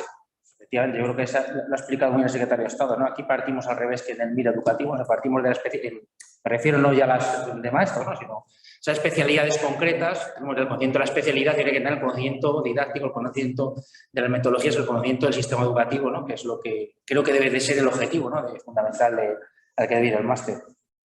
Sobre el tema de las prácticas, aquí van a surgir bastantes interrogantes, ¿no? Porque bueno, se habla de la fase de práctica, del sistema de acceso a la función pública docente, un mayor peso, una mayor relevancia, pero claro, la realidad educativa nos hace ver que la gran mayoría de los que acceden a la función pública docente ya tiene una experiencia previa como profesorado interino, ¿no? A lo mejor esa fase práctica o esa validación de práctica habría que hacer en el momento en que alguien ingresa al sistema, ¿no? Hacer al sistema como interino y de alguna manera se pueda convalidar en ese momento de posterior si se ha hecho esta fase práctica. Es algo que habrá que dar ahí una vuelta, incluso también abrir algo a la enseñanza privada, sobre todo la privada concertada, que al final no deja de ser también la que da servicio público, ¿no? de educación.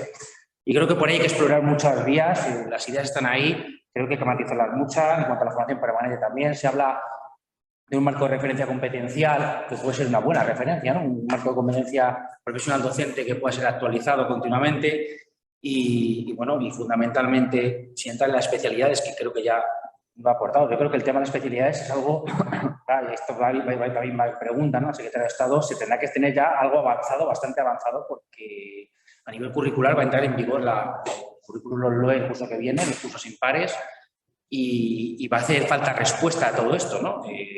Contra las especialidades, esos ámbitos.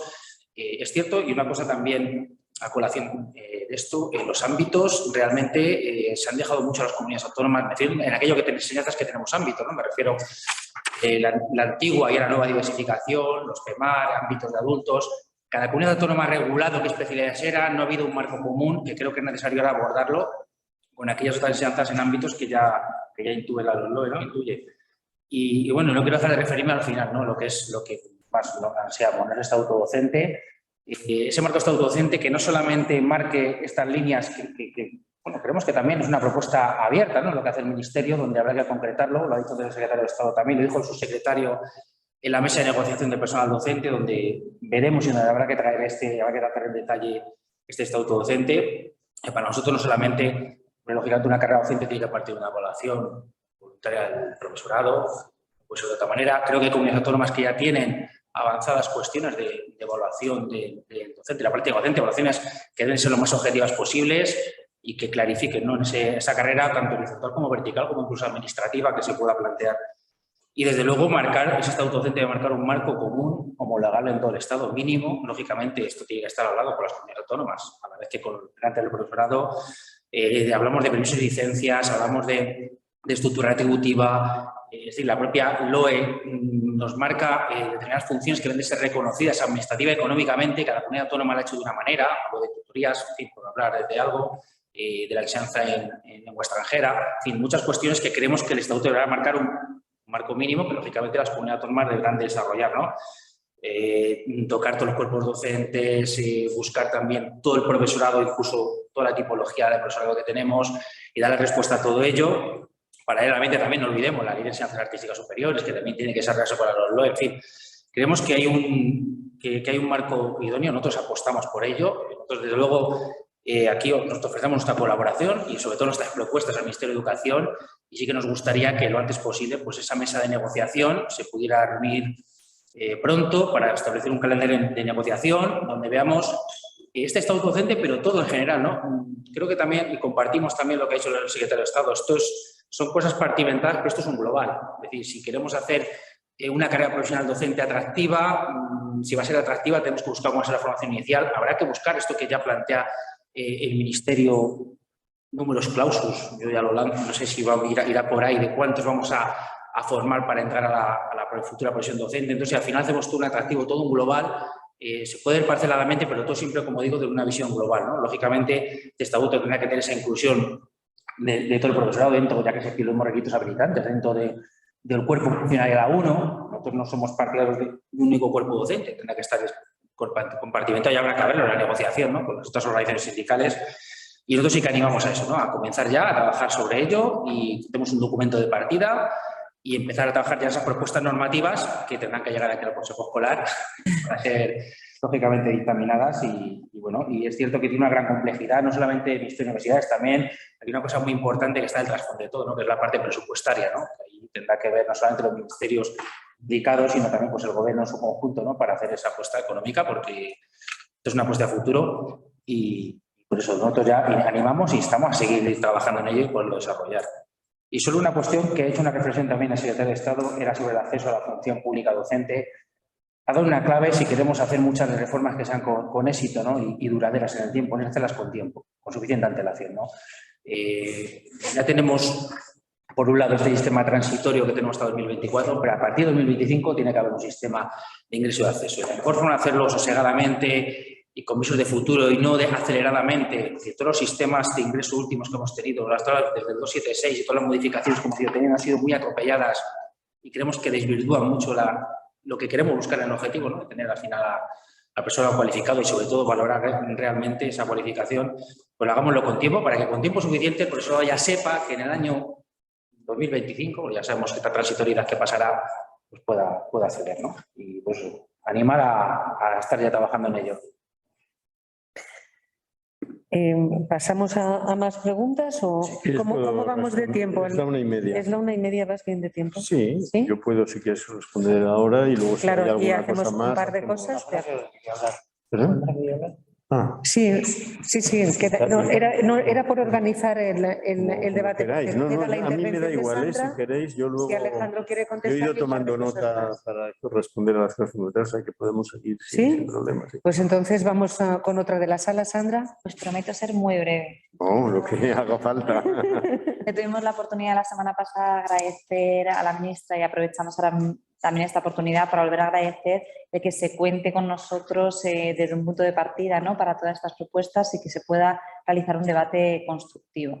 Ha señalado el secretario de Estado en su intervención que habría que ver cuáles de estas medidas se pueden aplicar, si es que se pueden aplicar al ámbito privado y concertado y cómo se realizaría. Pues nos gustaría solicitar que en este debate se tuviera en cuenta a las entidades que representan a ambos sectores y que se pudiera tener este debate pues no solamente sobre qué se puede aplicar y qué no, sino cómo se va a llevar a cabo. En cualquier caso, nosotros iniciaremos también a nivel interno porque ha sido el primer contacto que hemos tenido con este documento. Nosotros no hemos estado en ninguna negociación previa, entonces sí que lo analizaremos y realizaremos nuestras propuestas en el seno del Consejo Escolar. Pero sí nos gustaría, por favor, que desde el Ministerio de Educación y Formación Profesional se iniciara también ese debate, sobre todo para ver qué se puede y qué no y cómo se pretende llevar a cabo. Muchas gracias. Muchísimas gracias a ti, Sandra. Y compartimos... Carmen había pedido. Sí, bueno, como si quieres, Carmen, tú, venga, adelante. Muchísimo más breve que la anterior compañera. Si se puede. Bueno, agradecer, por supuesto, que estéis hoy aquí con nosotros, Alejandro, Diana, y la exposición de este documento, que es muy importante. Además, el título, que parece que es simple, pero no en cuanto a documento para el debate, ya que está abierto y no es una propuesta rígida, sino que está abierto a las incorporaciones y las propuestas que podamos hacer desde las diferentes organizaciones.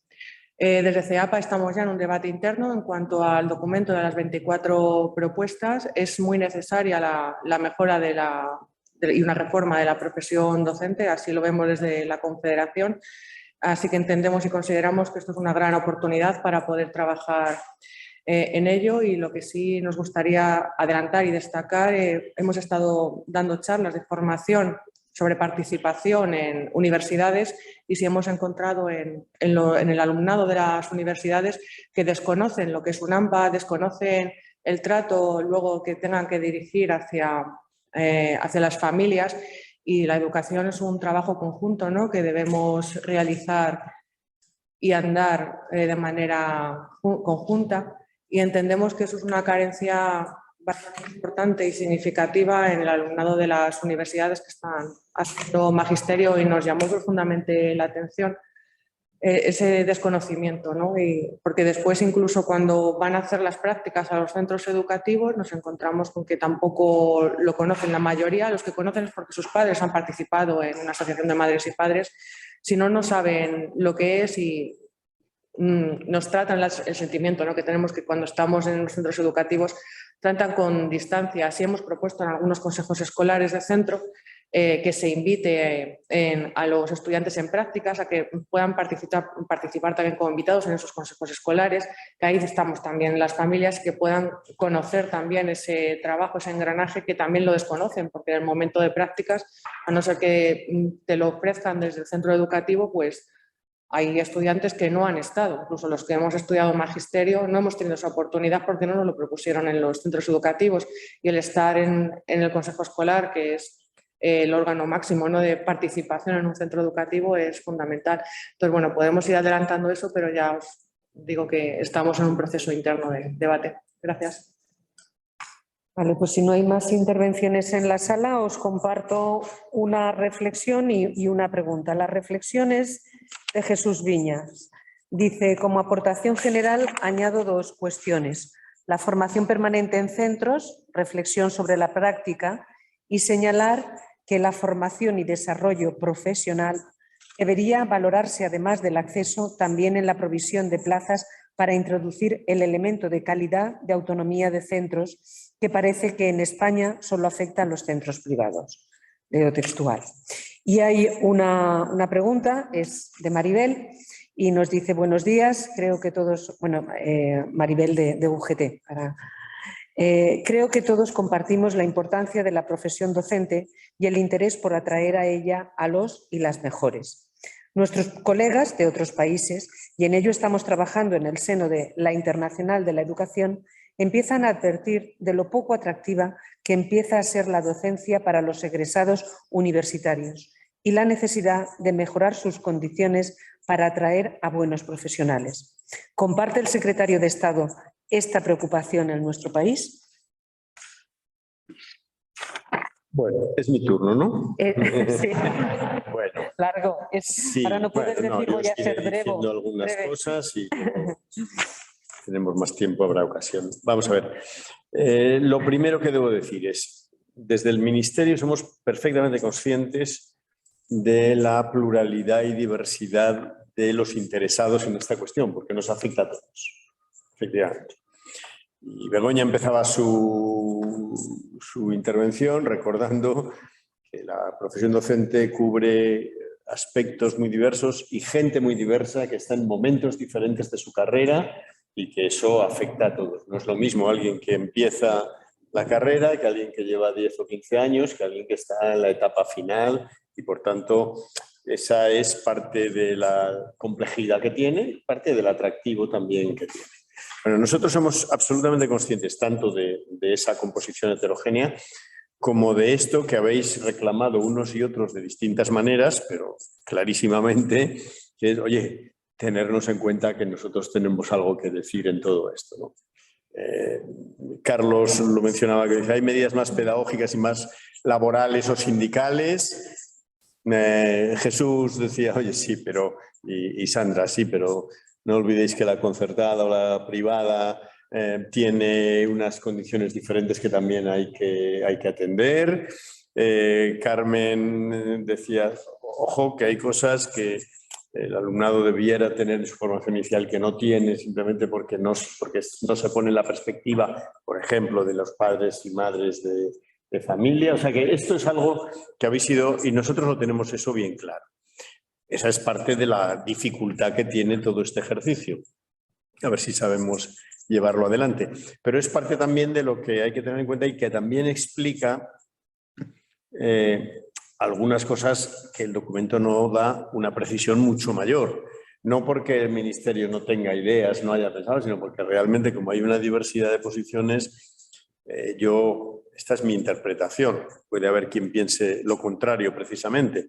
Pero yo creo que no podíamos salir y diciendo, mira, esta es nuestra propuesta, pum, pum, pum, pum, pum, porque entonces parece ya marcas el terreno de juego y dices, oye, ya discutimos solamente sobre eso, ¿no? Entonces no podemos dejar el campo de juego tan abierto que no sepamos si vamos a jugar al fútbol, al rugby o al golf, pero por otro lado tampoco lo puedes hacer tan cerrado que ya solo pongas el marco de la discusión ahí y que por tanto no se pueda discutir. Hemos intentado hacer una cosa intermedia, no sé cuánto hemos acertado, ¿no?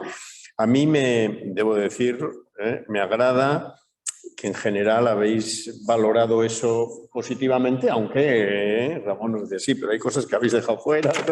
Vale, de acuerdo, pero yo creo que ese es un elemento favorable. Hay cosas que nosotros hemos ido avanzando. Lo que pasa es que no están, como señalaba antes, cerradas para tal. Pero claro, cuando estamos hablando de formación inicial, pues malo sería que trajéramos un documento en el que no hubiéramos hablado con las universidades, con los que son los docentes de los futuros docentes, con las comunidades autónomas que prestan sus centros para que se hagan prácticas, etc. Por tanto, digamos, hay conversaciones más avanzadas. Pero no hay todavía ninguna que puedas decir, oye, que esto ya está definido. Aquí el Ministerio ha contado esto, pero lo tiene totalmente hecho.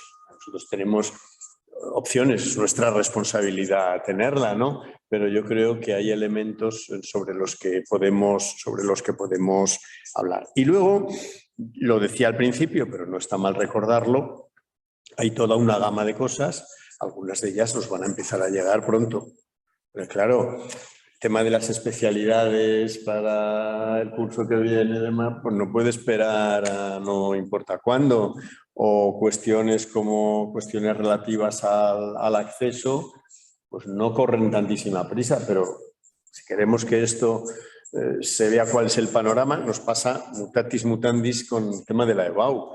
La EBAU no se aplicará hasta el verano del 24, pero hombre, que los alumnos que empiezan primero de bachillerato sepan más o menos qué les espera al final, pues parece que es lógico, ¿no? Y entonces que en el momento en que se vaya reduciendo estas tasas tan abrumadoras de temporalidad, pues se sepa cuál va a ser el modelo y que quien quiera ya pueda empezar a preparar los que están estudiando, las carreras, etcétera, yo creo que también tiene lógica, ¿no? Entonces, por tanto, digamos, al ver algunas cosas que a no mucho tardar empezaremos a tramitar o a negociar con la mesa sindical, a reunir la de la concertada, etcétera. O sea, eso en plazo más o menos breve. Por eso, esta operación de recoger información de lo que estáis haciendo, nos habéis dicho varios en vuestras organizaciones, hombre, yo sí os animo a que no lo dejéis dormir ni lo llevéis a un ritmo, o sea que no hace falta para mañana, pero cuanto antes vayamos teniendo retornos de cosas, más podremos trabajar y con más solidez podremos avanzar, ¿no?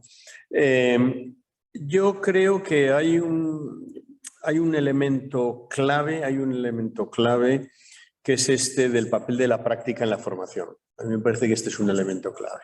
Pues bueno, no nos deja margen de cómo lo hacemos, pero yo creo que es un elemento clave. José Luis lo decía, en realidad el proceso de prácticas, esta palabra es mía, no es tuya, es inoperante. Yo creo que responde un poco a lo que decía. No cumple esas funciones. Y hay cuerpos de la administración donde sí las cumple, donde sí está. Luego, ¿por qué no? Es decir, está claro que estamos concibiéndolo como algo, digamos, se podía haber pensado de otra manera, pero es más en el sentido de lo que decía Carlos López Cortiño. O sea, es más, digamos, la fase inicial después de la oposición, que evidentemente hasta que uno no la termina y no tiene una valoración positiva, no tiene su plaza de empleado público definitiva. Pero lógicamente cuando uno llega a esa fase ya no debiera ser una cosa tan aleatoria. O sea, deberíamos conseguir que llegue a esa fase gente que en principio confiamos en que va a hacer bien su trabajo y lo que tenemos es que darle instrumentos para que lo haga. Porque si no, sería muy ineficiente todo el sistema. Si seleccionamos gente que al final a un porcentaje significativo hay que dejarles fuera, pues vaya selección hemos ido haciendo. Por tanto, eso sería así. Y no hemos especificado más, no por nada, sino porque, bueno, porque hay que dejarlo un poquito más abierto. Es evidente que debe haber algún tipo de valoración final. ¿Cómo se hace? Bueno, para eso también estamos manejando en los distintos, en otros ámbitos de la administración, ver cómo se hace también para aprender, porque hay experiencias buenas y vosotros desde vuestros sindicatos tendréis de otros sectores que, oye, pues hay cosas que funcionan mejor y cosas que funcionan peor a esos efectos. Ahora, si queremos que eso llegue ahí, tenemos un elemento importante que es la selección inicial. La selección inicial tiene una doble función. Tiene una función, bueno, de ajustar plazas a lo que debiera ser y por tanto la capacidad de formación que tenemos, etcétera, pero tiene otra función que es la función de, hombre, seleccionar gente que pensemos que tiene condiciones para poder ejercer bien en la profesión, ¿no? Eso pasa en otras profesiones, no solo en esta, pero debiera ser así. ¿Cómo hacerlo? Bueno, pues ahí sí os puedo también anticipar que estamos ya trabajando, primero, para analizar las experiencias que se han hecho en España. Ya que, por ejemplo, en Cataluña se han hecho pruebas de acceso a magisterio, pero que básicamente han sido pruebas de matemáticas y de lengua. Bueno, eso tiene ventajas y tiene inconvenientes, así concebidas. En Islas Baleares también han empezado a dar algunos pasos y se han hecho algunos estudios. En Madrid se han hecho algunas cosas. Bueno, pues lo primero es analizar qué es lo que estamos viendo en España, ¿no? Que las medidas que se ponen si están funcionando o no. Y en segundo lugar, hay experiencias internacionales que estamos contactando para ver cómo, porque Carlos, tú me preguntas una cosa tan concreta que yo no te sé responder. Y esos son test psicotécnicos, me imagino que bastante ha evolucionado toda esa técnica para ir, es una no, pero que te digo, supongo que ha avanzado para que no sea un típico test psicotécnico como se hace en otras cosas, pero tiene que haber modelos. Por ejemplo, hace muy poquito hemos sabido que quien está empezando a desarrollar una cosa de este tipo para la selección del profesorado, del futuro profesorado, es un país tan vecino como Marruecos y que ha entrado en contacto con mucha decisión, por lo que me cuentan, con un grupo de una universidad inglesa que parece que están trabajando bastante intensamente. Bueno, pues nosotros queremos entrar en contacto con ellos y aprender y ver realmente en los sitios donde se está haciendo esto qué es lo que están haciendo. Los decanos y decanas de educación están preocupados con ello, porque ellos también dicen, oye, no se trata de hacerles unas pruebas de conocimientos de matemáticas, sino también de ver, bueno, qué es lo que debiera ser un docente y cómo podemos identificar quién, en principio, pensamos que puede ser una persona más adecuada para esa profesión o no, o por lo menos descartar a aquel que de entrada dices, oiga, mire, es que odia a los adolescentes y quiere ser profesor de secundaria, pues no sé, ya sabe usted un poco por dónde va. En fin, bueno, bromas aparte. Quiero decir que eso lo queremos hacer, pero eso me preocupa menos, porque eso es cuestión de identificar las experiencias y hoy en día tenemos, digamos, contactos y canales para hacerlo. Y habéis dicho,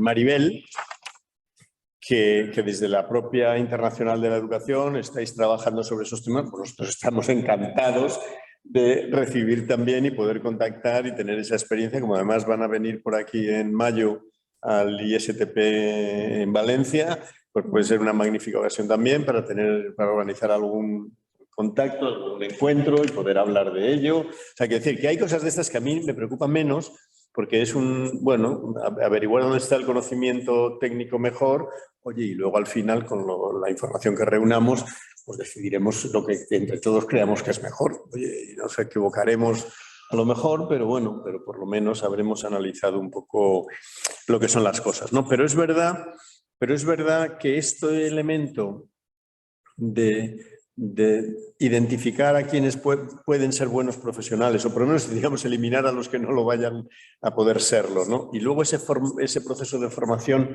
pero a través de la práctica, donde no es que les cuentes lo que es un AMPA, sino que puedan asistir a alguna reunión con padres o madres, o puedan desarrollar en el tiempo que están en un centro alguna actividad con ellos, es un ejemplo. Pues ese es el tipo de cosas que yo creo que debemos dar un empujón, ¿no? Y luego hay algunas cuestiones que habéis planteado, sobre todo los representantes sindicales, que tenéis razón en ello, claro, es que aquí hay todavía elementos abiertos. Vamos a poder conseguir un estatuto docente, qué significa, cuáles son los ámbitos. Tú me preguntabas, Carlos, pero bueno, ¿y qué pensáis de los grados? Yo los grados creo que es un sistema a considerar, o sea, quiero decir, creo que es una cosa razonable dentro de la administración pública y que se puede encontrar de una manera, pero no te voy a decir, oye, sí, vamos a hacer esto, porque yo creo que aquí hay muchas cosas todavía a las que darle vueltas sobre eso. Por ejemplo, yo mencionaba, aunque fuera de pasada, el modelo de evaluación del profesorado universitario con los quinquenios y los sexenios, pues es una cosa que está bastante arraigada, que no es un sistema de grados, pero que introduce algo parecido. O sea, que hay posibilidades y se puede valorar, ¿no? Quiero decir, eso es una cosa que podemos valorar. Que es evidente que una cosa de esta no la puedes poner en marcha si no tienes unas previsiones económicas y presupuestarias y no tienes en cuenta unas previsiones de tendencias de profesorado, de alumnado. Nosotros hemos hecho estudios, tenemos datos de previsiones de profesorado en la próxima década y de previsiones de alumnado en la próxima década, con todas las dudas que hay. Yo recuerdo siempre, esto lo he mencionado muchas veces, cuando yo estuve en el ministerio en 2004, cuando llegué, manejamos unos datos que eran de poquito antes, un año o dos antes del Instituto Nacional de Estadística, con previsiones de población, donde venía a decir que el sistema educativo iba así porque la población española iba así. Y aquellos años asistimos, por ejemplo, a una inmigración de una dimensión que hizo que todas aquellas previsiones no fueran en absoluto, ¿no? Entonces, bueno, es decir, todo hay que tomarlo con pinzas, pero es previsible pensar que nuestro sistema educativo en los niveles inferiores pues está más bien en disminución, no así en los medios y superiores. Yo creo que, por ejemplo, en la educación secundaria, en el bachillerato, en la FP, fruto también del descenso del abandono escolar temprano, de otras cosas, vamos a seguir, si no estando igual, creciendo. Entonces, y el profesorado también hemos hecho análisis, los datos que hay son estimaciones y sabemos que en lo que queda de esta década pues es que vamos a atender prácticamente a un cambio de casi una tercera parte del profesorado. Entonces, claro, tienes que tenerlo todo esto en cuenta bien para calcularlo, ¿no? Entonces, yo creo que todo esto lo tenemos que valorar, tenemos que tener en cuenta, no solo es un debate ni ideológico, ni sindical, ni no sé qué tal, porque tenemos que tener en cuenta eso cómo va, ¿no? Y algunas de las cuestiones que planteaba José Luis son muy interesantes, pero tenemos que afrontarlas. Por ejemplo, el debate, y la ministra lo dijo el otro día, así de pasada, el debate de las ratios, ¿no? El debate de las ratios es un debate que a mí me parece que es muy importante de tener, pero tenerlo en serio. Porque claro, ¿cuál es el modelo? ¿El modelo es el de aula, profesor y su grupo exclusivamente? O sea, ¿el mismo que viene siendo ahora? ¿O estamos pensando en otros modelos? Porque a lo mejor resulta que no es exactamente igual. En Francia, el ministro francés acaba de anunciar una disminución muy importante de ratios en los centros de mayores dificultades en los 3 primeros cursos de primaria o en el último de infantil y los 2 de primaria, porque dice que es donde más efecto tiene eso más que en otros cursos. Bueno, yo creo que todo este tipo de debates, yo ahora no quiero pronunciarme, tengo mis ideas, pero quiero decir, pero creo que los debemos afrontar, los debemos ver. O sea, el problema español, por ejemplo, los datos internacionales brutos, no es uno de poco profesorado en relación con el alumnado. Si tenemos, por ejemplo, menos personal de apoyo en relación con el alumnado que otros países, no tanto menos docentes. Entonces, quiero decir, vamos a situar un poco las cosas todas en su justo término y nosotros encantados de que podamos iniciar algunos de estos debates. Algunos no son nada sencillos, y porque afectan a muchas cosas, pero yo creo que nuestro sistema educativo en algún momento tendremos que empezar a tenerlos. ¿Cuáles son las mejores condiciones en cada caso? Y yo creo que todo eso ahora mismo tenemos una buena ocasión para hacerlo. España, en relación con lo que preguntaba Maribel también al final, España no es de los países donde hay escasez de docentes. No lo hay. Pasa en algunos sectores, pero en especialidades muy concretas. Pasa en matemáticas, secundaria fundamentalmente, y pasa en algunas especialidades de FP fundamentalmente. En general, no. En España, cuando salen plazas a concurso y se hacen concursos de oposición y demás, hay muchas más personas que piden plaza de las plazas que se ofrecen. Y eso no pasa en todos los países europeos. ¿Por qué? Bueno, en España no está mal retribuida la profesión docente como condiciones en general. No digo que no debamos aspirar a que sea más, pero hay países donde la docencia está muy mal pagada y claro, lógicamente la gente que puede huye a otros lados. En España, pues digamos, yo creo que la población, no es que lo opine el secretario de Estado, es que cuando uno ve los datos dice, pues algún equilibrio debes encontrar, porque tú sacas oposiciones y hay varias personas por plaza, salvo en algunas especialidades, como digo. Luego, entonces, yo creo que todo esto tenemos que irlo pensando, tenemos que verlo. Yo entiendo que en un órgano como el Consejo Escolar del Estado es complejo, porque además cada uno estáis representando a vuestras organizaciones y más allá de lo que vosotros pensáis, traéis una voz de representación de vuestras organizaciones y es normal que así sea. Pero yo creo que esto es algo que en el Consejo, en las organizaciones y tal, habrá que empezar a pensar y verlo. O sea, que nos hacen falta más profesores. Bueno, yo creo que sí, pero a lo mejor no de manera indiscriminada, a lo mejor de una manera focalizada de un determinado modo.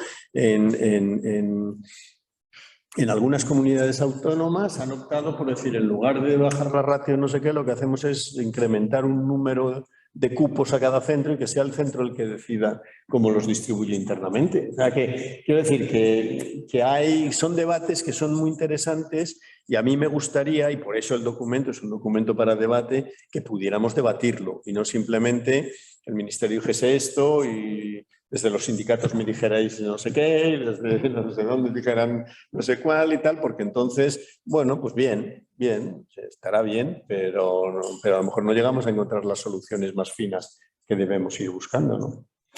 Bueno, este es el propósito del documento, esto es lo que estamos haciendo y desde luego, como os digo, nuestra idea es que ahora en estos meses, antes de acabar este curso, vayamos ya dando pasos en varias de estas cosas y que algunas se puedan ya concretar en propuestas de normas que empiecen a tramitarse y otras a lo mejor no todavía en propuesta de normas, pero en propuestas de calendarios de negociación o de debate, etcétera, ¿no?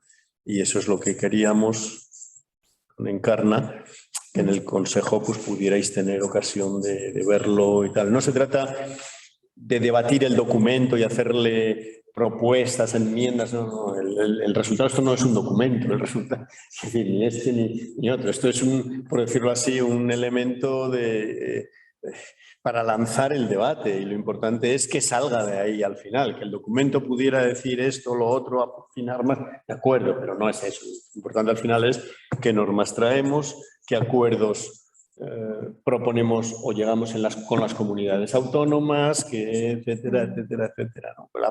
La formación permanente. La formación permanente es competencia de las comunidades autónomas, pero bueno, en el Ministerio tenemos siempre una pieza que es los programas de cooperación territorial que puede hacer que determinadas modalidades o en determinados ámbitos de formación permanente se puedan promover. No quiere decir que vayas a decir desde aquí todo lo que hay que hacer, pero puedes promover determinadas cosas, ¿no? Entonces, bueno, esa es la idea. Bien, pues bueno, muchísimas gracias al secretario de Estado. Yo creo que hablo en nombre de todas las personas que hemos estado trabajando y vamos a seguir trabajando sobre el documento. Vamos a escucharnos y vamos a invitar a más voces. Vamos a invitar a personas que han participado en la elaboración de documentos sobre los que se ha basado el propio Ministerio para que nos cuenten también su opinión, abrir un poco ese marco internacional que ya estamos haciendo con EUNEC y viendo otras maneras de hacer las cosas. Y en la medida de lo posible, pues transmitir obviamente las inquietudes del Consejo Escolar y si podemos alguna solución, pues humildemente sí. la aportaremos. Pues mil gracias a todos. Me gustaría, antes de cerrar la sesión, agradecer a una persona queridísima que hoy está con nosotros en la sala y que es su último día en el Consejo. Es Marisol Jiménez, que hoy se jubila. Mañana empieza ya una nueva vida. Nos ha prometido que va a seguir con nosotros trabajando como voluntaria. Entonces, pues, gracias. Carlos, díselo que te oigamos todos. Bienvenida al club. Bienvenido al club. Claro, el Consejo Escolar del Estado es un club de jubilados en algunos casos. No lo digo por nada, Jesús. Pero sí que quería agradecer enormemente, Marisol, tu compañía todos estos años y cuando coincidimos, que hemos tenido otros momentos de encuentro y siempre ha sido tan agradable, tan gratificante y tan enriquecedor trabajar contigo que no podía por menos que en nombre de todos transmitirte de verdad nuestro más profundo agradecimiento por toda tu dedicación, ¿no? Muchas veces cuando en el Consejo Escolar el equipo técnico, detrás del equipo técnico hay personas Y una de las personas que capitanean ese equipo técnico es Marisol Jiménez, a la que agradecemos y deseamos todo lo mejor. Muchas gracias.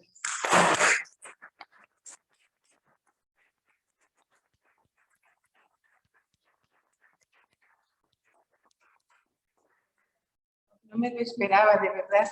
Ha sido, yo les dije el otro día, también tuvieron un detalle muy bonito conmigo para despedirme, que tampoco me esperaba. Y la verdad es que estoy teniendo en estos momentos, en esta hora, mis últimos minutos profesionales en el mejor sitio donde lo podría tener. También esto era inesperado. Y bueno, pues quiero deciros que cierro un ciclo. Empecé el primer año que yo trabajé, soy de la oposición del 83, pues como era la joven del colegio, era la secretaria del Consejo Escolar del Estado, tuve la suerte de disfrutar de la educación desde el principio de la democracia, y cuando llegué aquí a este puesto, ¿no?, en el Consejo como asesora, pues lo celebré en familia, que nunca había celebrado nada de mi trayectoria profesional en familia, porque creemos profundamente en la democracia y no podía despedirme, ¿no?, porque ya eran los últimos años en un mejor sitio. Me habéis enseñado mucho. Yo había vivido el consejo escolar desde trabajando, recibiendo vuestros dictámenes, ¿no?, cuando estaba en otros puestos del ministerio. Y claro, yo sabía lo que era un consejo escolar del centro, pero no me hacía muy bien a la idea de cómo era un consejo escolar del Estado. He aprendido mucho de vosotros. Los recuerdos más memorables que me voy a llevar de mi estancia aquí es cuando todos vosotros habéis tenido como una disposición de corazón hacia la conversación, la convergencia y el diálogo. Ha sido para todo el equipo, os lo digo de verdad, ahora yo lo puedo decir porque como me voy estoy diciendo, por el previo os he dicho la verdad, para todo el equipo, cuando os escuchamos decir, ¿no?, pues estamos en disposición, ¿no?, del acercamiento, de crear una posición común, de la convergencia, es emocionante.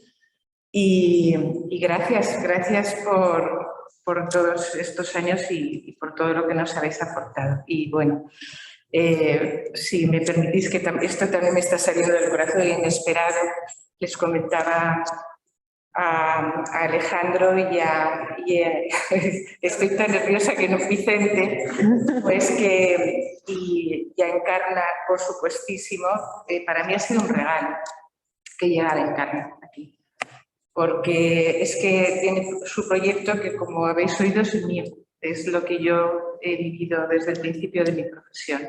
Escuchar, respetar a todo el mundo, representar a todo el mundo, tratar de trabajar por un sistema educativo mejor, ¿no? Y a Alejandro y a Vicente les comentaba, yo llegué hace 15 años al ministerio trabajando porque creía plenamente en la atención a la diversidad, en la inclusión, en que en este sistema educativo cabemos todos, y para eso vine, ¿no?, para pensar sobre esas cosas. Y siempre diré, no sé, es que no pensé que iba a tener esta oportunidad. Ellos para mí han sido dos referentes y dos modelos de verdad, conocidos desde el lado del trabajo. De verdad que siempre, en todos y en cada uno de los momentos, pues, y a través de las personas que conozco de sus equipos, ¿no?, que también muestran la coherencia, pues ha sido, o sea, y bueno, ya cuando le comentaba a Vicente, volvió al centro, ¿no?, y se conoce cómo le valoraban sus alumnos en el centro, ¿no?, y Alejandro volvió a otras cosas, y cómo volvió, pues son un ejemplo. Y a Jesús, que bueno, es que Encarna nos ha traído tantas cosas buenas, ¿no? Nos ha traído a Jesús y a Carmen, que ha sido pues una maravilla, porque es trabajar con ilusión hasta el último momento, ¿no?, y pensar que podré seguir aportando. Estoy a vuestra disposición en todo lo que os pueda ayudar a todos y cada uno de vosotros, y os pueda aportar información o lo que se os ocurra, como voy a tener tiempo, pues, y gracias. No pensé esto, de verdad. Muchas gracias. Muchas gracias.